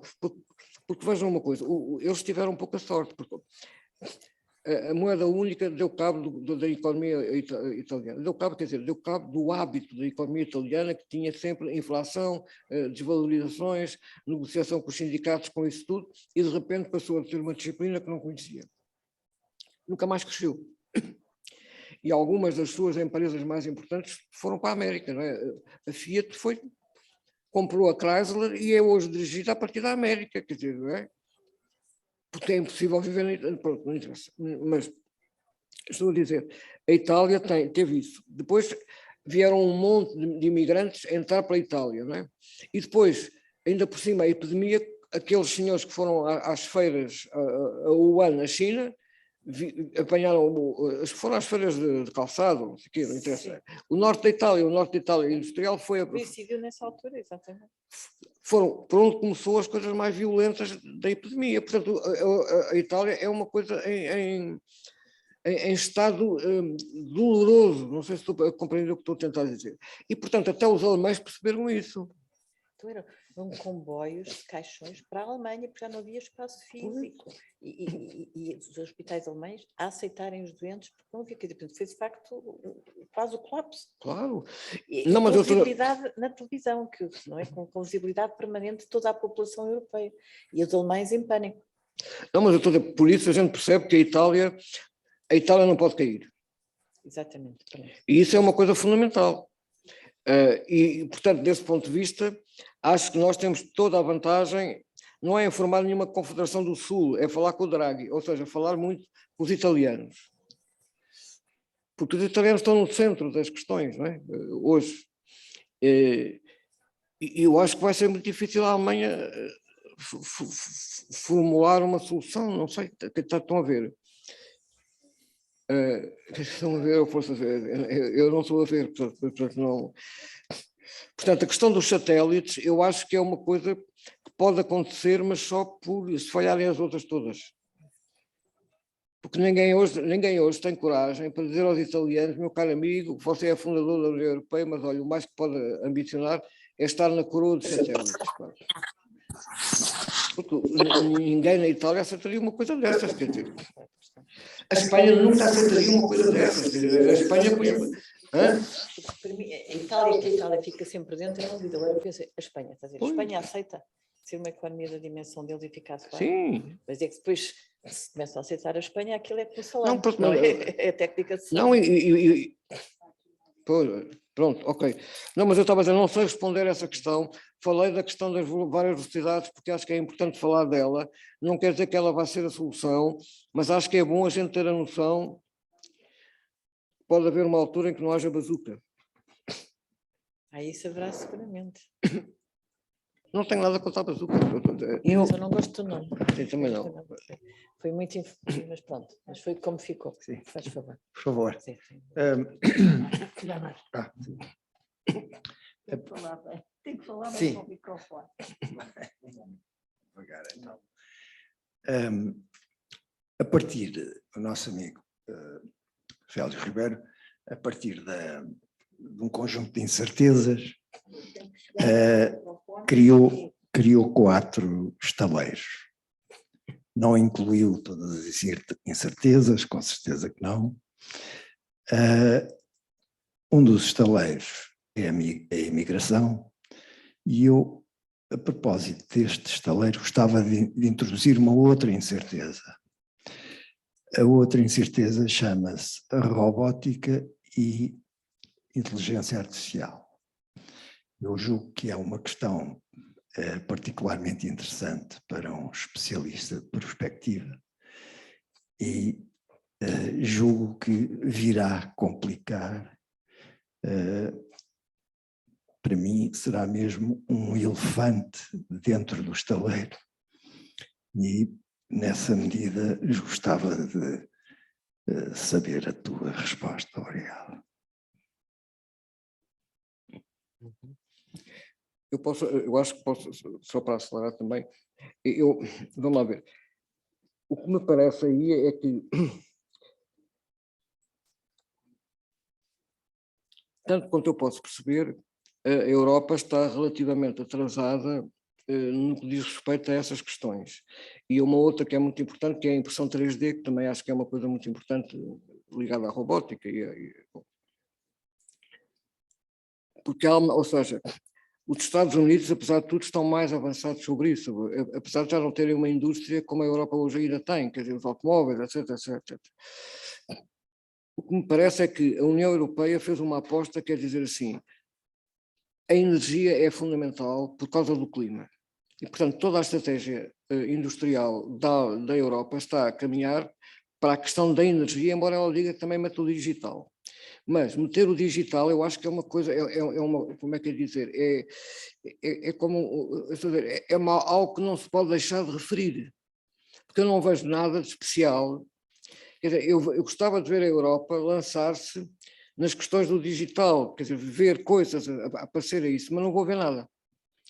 Porque quem vai comandar a política industrial europeia vão ser os verdes. Sem qualquer sombra de dúvida. Porque salvar o planeta é uma coisa que qualquer pessoa percebe, não percebe mal, mas pronto, mas entende.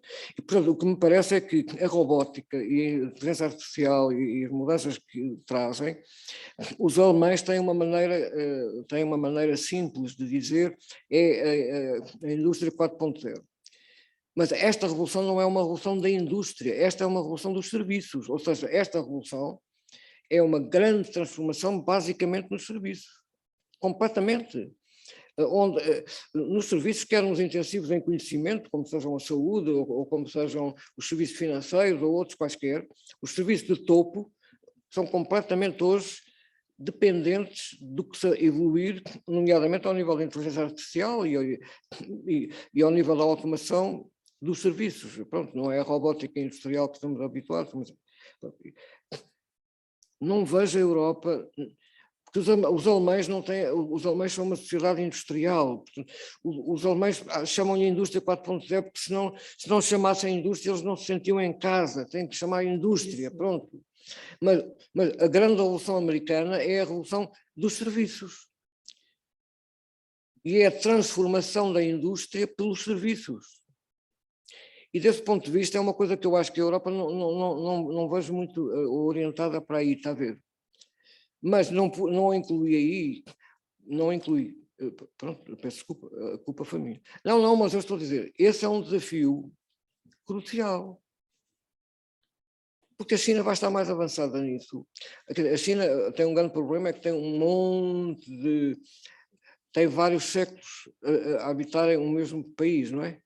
Tem pessoas no século XXI que competem com a América e depois tem pessoas no século XIX, no século XX, quer dizer, portanto é um país muito difícil de gerir por causa disso. Há várias camadas pronto, ao mesmo tempo. Mas naquela parte do topo, a China vai ser mais avançada que a Europa, mas eles não têm qualquer sombra de dúvida. Porque o Partido Comunista Chinês percebeu que a digitalização é a melhor coisa que pode acontecer a um país autoritário. Percebeu isso? Percebeu que aquela coisa de nós podermos ter a pegada a pegada digital de todas as pessoas em tudo o que fazem, é uma coisa maravilhosa.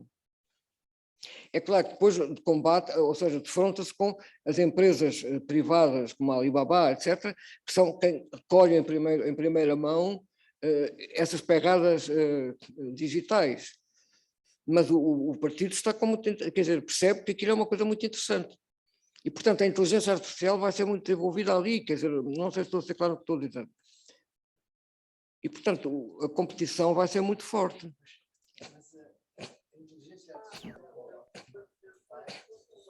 Um emprego pessoal, julgo que é que é muito mais barato.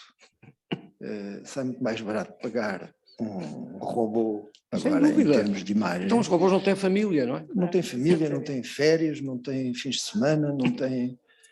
Tem Natal. Não têm problemas de alma, não têm... E eu julgo que a evolução dessa tecnologia vai ser o tal elefante no estaleiro da imigração, porque não vai haver lugar para ninguém de fora. Mas agora deixa-me só dizer uma coisa, desculpe interrompê-lo, era com uma coisa que eu agora me estava a lembrar e que de repente me fugiu outra vez, peço desculpa. Há uma relação muito importante, que é a relação entre a demografia e a robótica. A demografia europeia e a demografia, de uma maneira geral, no mundo, está a entrar num período onde cada vez mais a população jovem está-se a reduzir em peso, em número, não é, em peso. Há menos jovens em todo o mundo, vai haver menos jovens em todo o mundo e a população em idade ativa vai se reduzir também. E no caso europeu isso é uma coisa que vai acontecer e, portanto, ou seja, a robótica e a inteligência artificial vem na altura própria para países que estão com demografias deste tipo, desde que esses países percebam como é que podem utilizá-las para si próprios. Por exemplo, é muito provável que uma grande parte dos sapatos, dos textos hoje também já estão todos feitos automaticamente, mas os sapatos, pronto, a gente percebe. Mas, quer dizer, eu uma vez visitei a fábrica do Onofre, do Luís Onofre, dos sapatos, e era muito interessante porque a fábrica tinha duas coisas. Tinha uma parte completamente automatizada, muito automatizada cá em baixo, que era para fabricar partes dos sapatos, né? E depois tinha um outro andar em cima, onde estava uma quantidade de gente nova, tudo de volta de coisas que eu não percebi o que é que eram. Eram coisinhas pequeninas para imaginarem como é que fazem uns sapatos de luxo, ou seja, como é que constroem sobre uma estrutura que é feita na parte de baixo com aquilo que vai torná-los em sapatos caríssimos. E, portanto, e é engraçado porque a certa altura estávamos a falar lá ao almoço e tal, de uma pessoa que tinha feito uma análise do turismo português e tinha dito que Portugal está a ter um conjunto de novos turistas, que são os russos, são os do Médio Oriente, são os asiáticos e mais não sei quem. E ele, de repente, interrompe o almoço. Você está a dizer o quê? É que esses são os meus clientes. Os ricos do mundo. Portanto, aquela fábrica, ou seja, eu não estou a dizer que o Luís Onofre seja imitável, mas está ali uma maneira, um andar é tudo automático, e depois ele tem que fazer uma coisa que são as embalagens luxuosas para meter os sapatos, não é? E, portanto, há outra parte que é tudo automático a fazer, e depois o que fazem é pôr uns laços por cima do veludo, e mais não sei o quê, mas há uma marca, é o luxo. E, portanto, a Europa é basicamente onde tem o futuro, que tem o Luís Onofre, deixa de aparecer. Porque a única coisa que a Europa pode fazer é aquilo em que a cultura e o capital simbólico europeu o distingue. Porque o resto, os asiáticos fazem tudo mais barato, não é? E essa capacidade, e desse ponto de vista, eu acho que os italianos são provavelmente mais capazes de fazer isso do que os alemães. Mas não sei, está a ver, não sei responder. Mas com a demografia que nós temos, a inteligência artificial, a automação, os assistentes pessoais, tudo isso vem a calhar. É bom. Agora, os governos não pensam nada disso, não sei se estou a ver o que estou a tentar dizer. Mas não é bom para os africanos. Não, não, não. Eu uma vez estava a discutir com o Daniel Bessa lá do Porto e ele dizia, os imigrantes, pá, por amor de Deus, pá, mas isso qualquer dia vai ser, nós vamos ter é robôs, pá, portanto, isso vai complicar ainda mais a questão da imigração, não é? Mas isso eu acho que é o ser capaz de pensar as coisas juntas, mas tem toda a razão, eu acho que devia ter feito uma coisa que é, só que não é um estaleiro, é uma ameaça e um desafio. Quer dizer, não é uma coisa em que a Europa esteja a fazer, não é? Mas é um desafio, quer dizer, pronto, sem dúvida nenhuma. Boa noite. Estão-me a ouvir? Não sei se há. Há mais alguém? Não, eu estou. Não estão a Se há ouvir? mais alguma pergunta?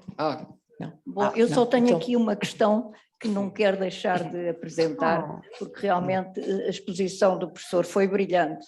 E perante estas 3 incertezas que referiu, e que eu reconheço que a União Monetária é importante e neste momento será o motor do desenvolvimento, mas para mim, o principal é realmente a segurança e defesa. E gostava de ouvir a sua opinião, até porque não chegou a referir-se à NATO. Que posição é que a NATO tem aqui no meio dos Estados Unidos e de agora a Rússia, que está realmente a pôr em causa, porque para mim a NATO foi constituída num objetivo de defesa atlântica. Por que razão é que de facto a NATO agora se quer, vá lá, não direi impor, mas começar a tentar ir para a Europa do Leste? Gostava de ouvir a sua opinião, porque realmente eu até acabo por ficar de acordo com os russos, com as posições que estão a tomar.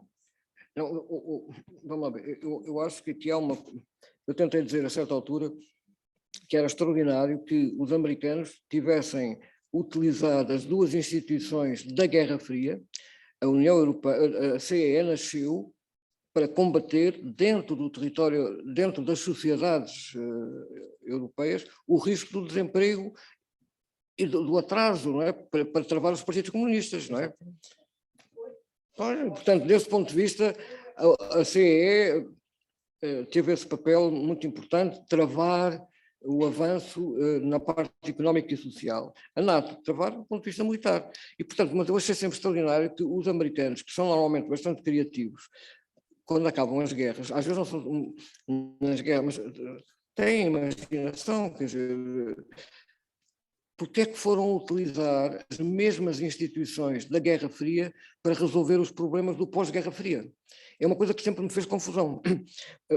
Pronto, eu percebo que tinha que ser uma emergência, quer dizer, ou seja, os russos implodiram, se não houvesse uma coisa que segurasse aquela gente toda, iam começar todos à guerra uns com os outros, quer dizer, e portanto a presença da NATO foi fundamental naquele período para estabilizar. Lá os países do leste e mais não sei o quê. Agora, nesta altura, não sei, eu também tentei chamar um bocadinho ali a atenção, disfarçadamente, quer dizer, os americanos vão ter que falar com os russos, na minha opinião, a minha opinião sincera, os russos são cruéis, mais do que nós. Também tiveram 300 ou 400 anos de mongóis em cima deles, não é? Portanto, aprenderam com mestres, não é?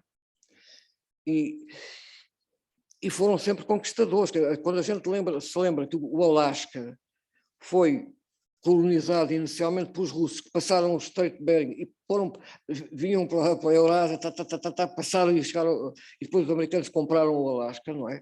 Os russos têm uma experiência de, digamos, de conquista, de expansão. Pronto, são um povo, não sei explicar, são um povo com uma grande diplomacia e com um instinto guerreiro. Exatamente. Tem. E eu digo assim, o Ocidente precisava ter gente assim, ou seja, eu acho que os russos, neste momento o grande problema que eu vejo é assim, os russos estão-se a transformar numa bengala dos chineses. E eu acho que isso é uma coisa péssima para o Ocidente. Mas o Ocidente já deixou que isso acontecesse a um nível que vai ser muito difícil. Não é os russos nunca serão aliados do Ocidente, dos Estados Unidos.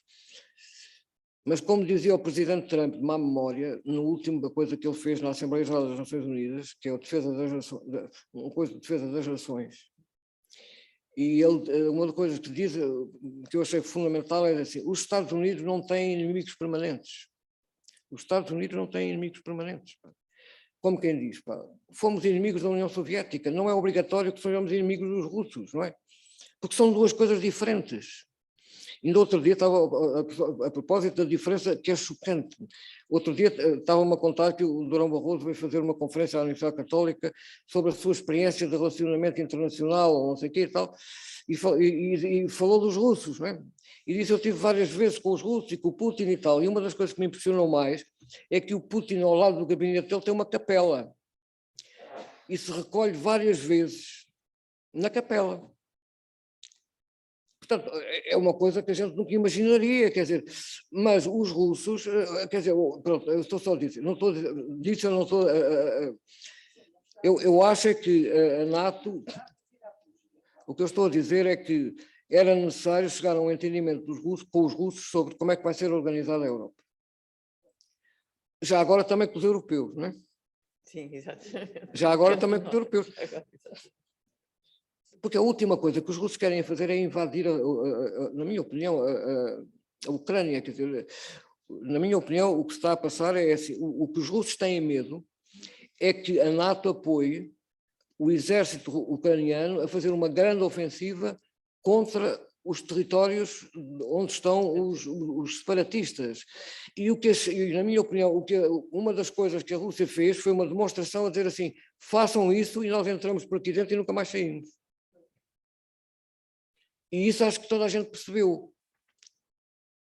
E podem-se ir embora. Quer dizer, agora já se explicaram que no dia em que vieram com armas, não é com a NATO, é com armas fornecidas pelos americanos, uma ofensiva do exército ucraniano para esmagar e ocupar o território das...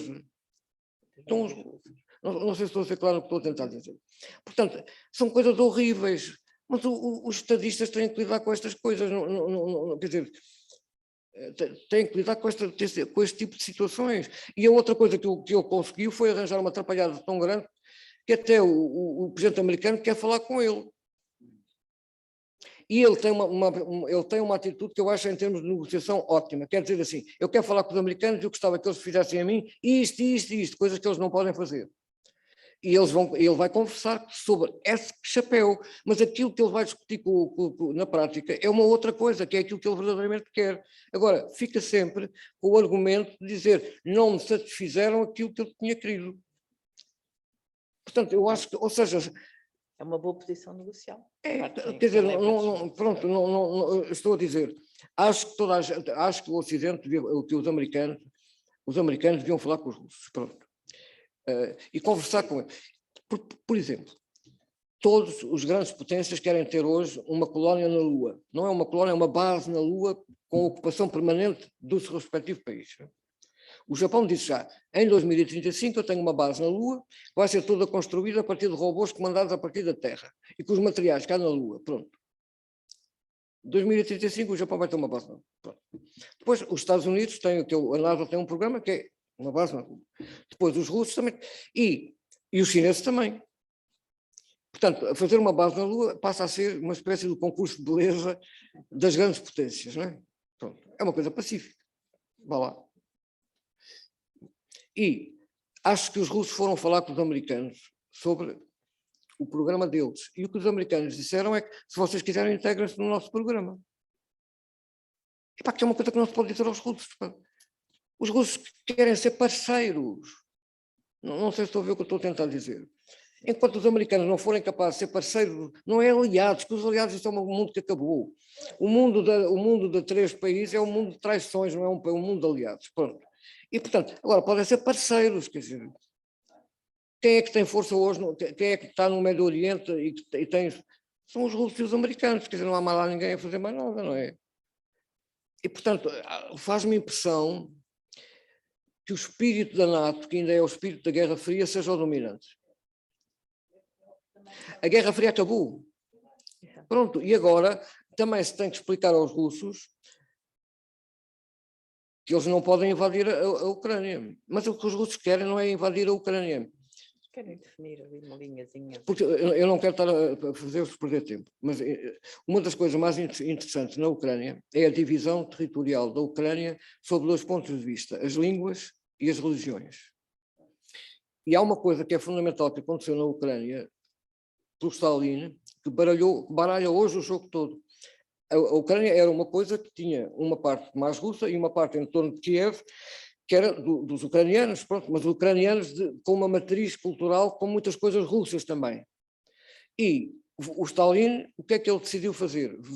Negociou com o Hitler, em primeiro lugar, vamos expandir a União Soviética para oeste. E, portanto, o Molotov e o Ribbentrop negociaram a expansão da Ucrânia para uma parte dentro do Império, dentro da Polónia e outra parte dentro do Império Austríaco. Não é? Essa parte é a parte oeste da Ucrânia, onde a língua dominante é o ucraniano, não há russos, porque não havia russos naquela altura, aquilo era austríaco ou polaco, não é? E a Polónia. Pronto. E o resto é católicos, de rito grego. E, portanto, essa gente tem estado na liderança de todos os movimentos antirrussos, porque não pertencem ao mundo, não sei sobre. E, portanto, o grande problema que tem o Putin não é... O grande problema que tem o Putin é que é esses que são um herdeiro do Stalin, porque se ele pudesse pô-los a andar, a Ucrânia que ficava era a Ucrânia que a Rússia conhece há muito tempo.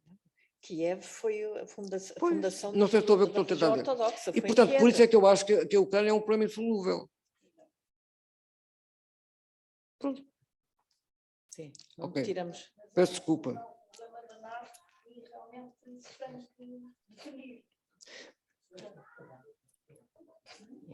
Já está a ficar.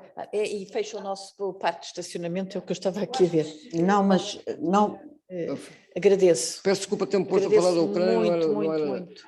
E a dar as minhas opiniões pessoais. Peço desculpa. Não, mas é o que nós queríamos todos muito, quer dizer, agradecemos muito. Não. Queria agradecer muito, em nome de todos nós e dos que nos seguiram, presumo, que ainda estou aqui a ver vários, agradecer estas horas em que o Zé partilhou connosco as suas reflexões e os seus estudos sobre matérias tão interessantes como o Alberto dizia, e que vão ser muito importantes, e ele diz que já não são para ele, mas são, quer dizer, porque isto 3035 é daqui a 10 anos, é um instantinho, quer dizer, e hoje a experiência de vida é muito longa. Agradecer a todos, agradecer a contribuição, também. A criação de todos, e a vinda de todos, e as colaborações, todas as colaborações, e desejar que possamos fazer mais destes brainstormings, não é? Portanto, baseado em documentos com a qualidade do Zé Félix Ribeiro. Então, até à próxima. Não é que vocês não se podem esquecer que eu tenho 73 anos, portanto tenho muitos anos. Não digas isso, não digas isso. E, portanto, já havia muita coisa, tive muitas oportunidades que me foram dadas de observar, de estudar, etc. Nós é que agradecemos. Muito obrigada, Zé. Nada.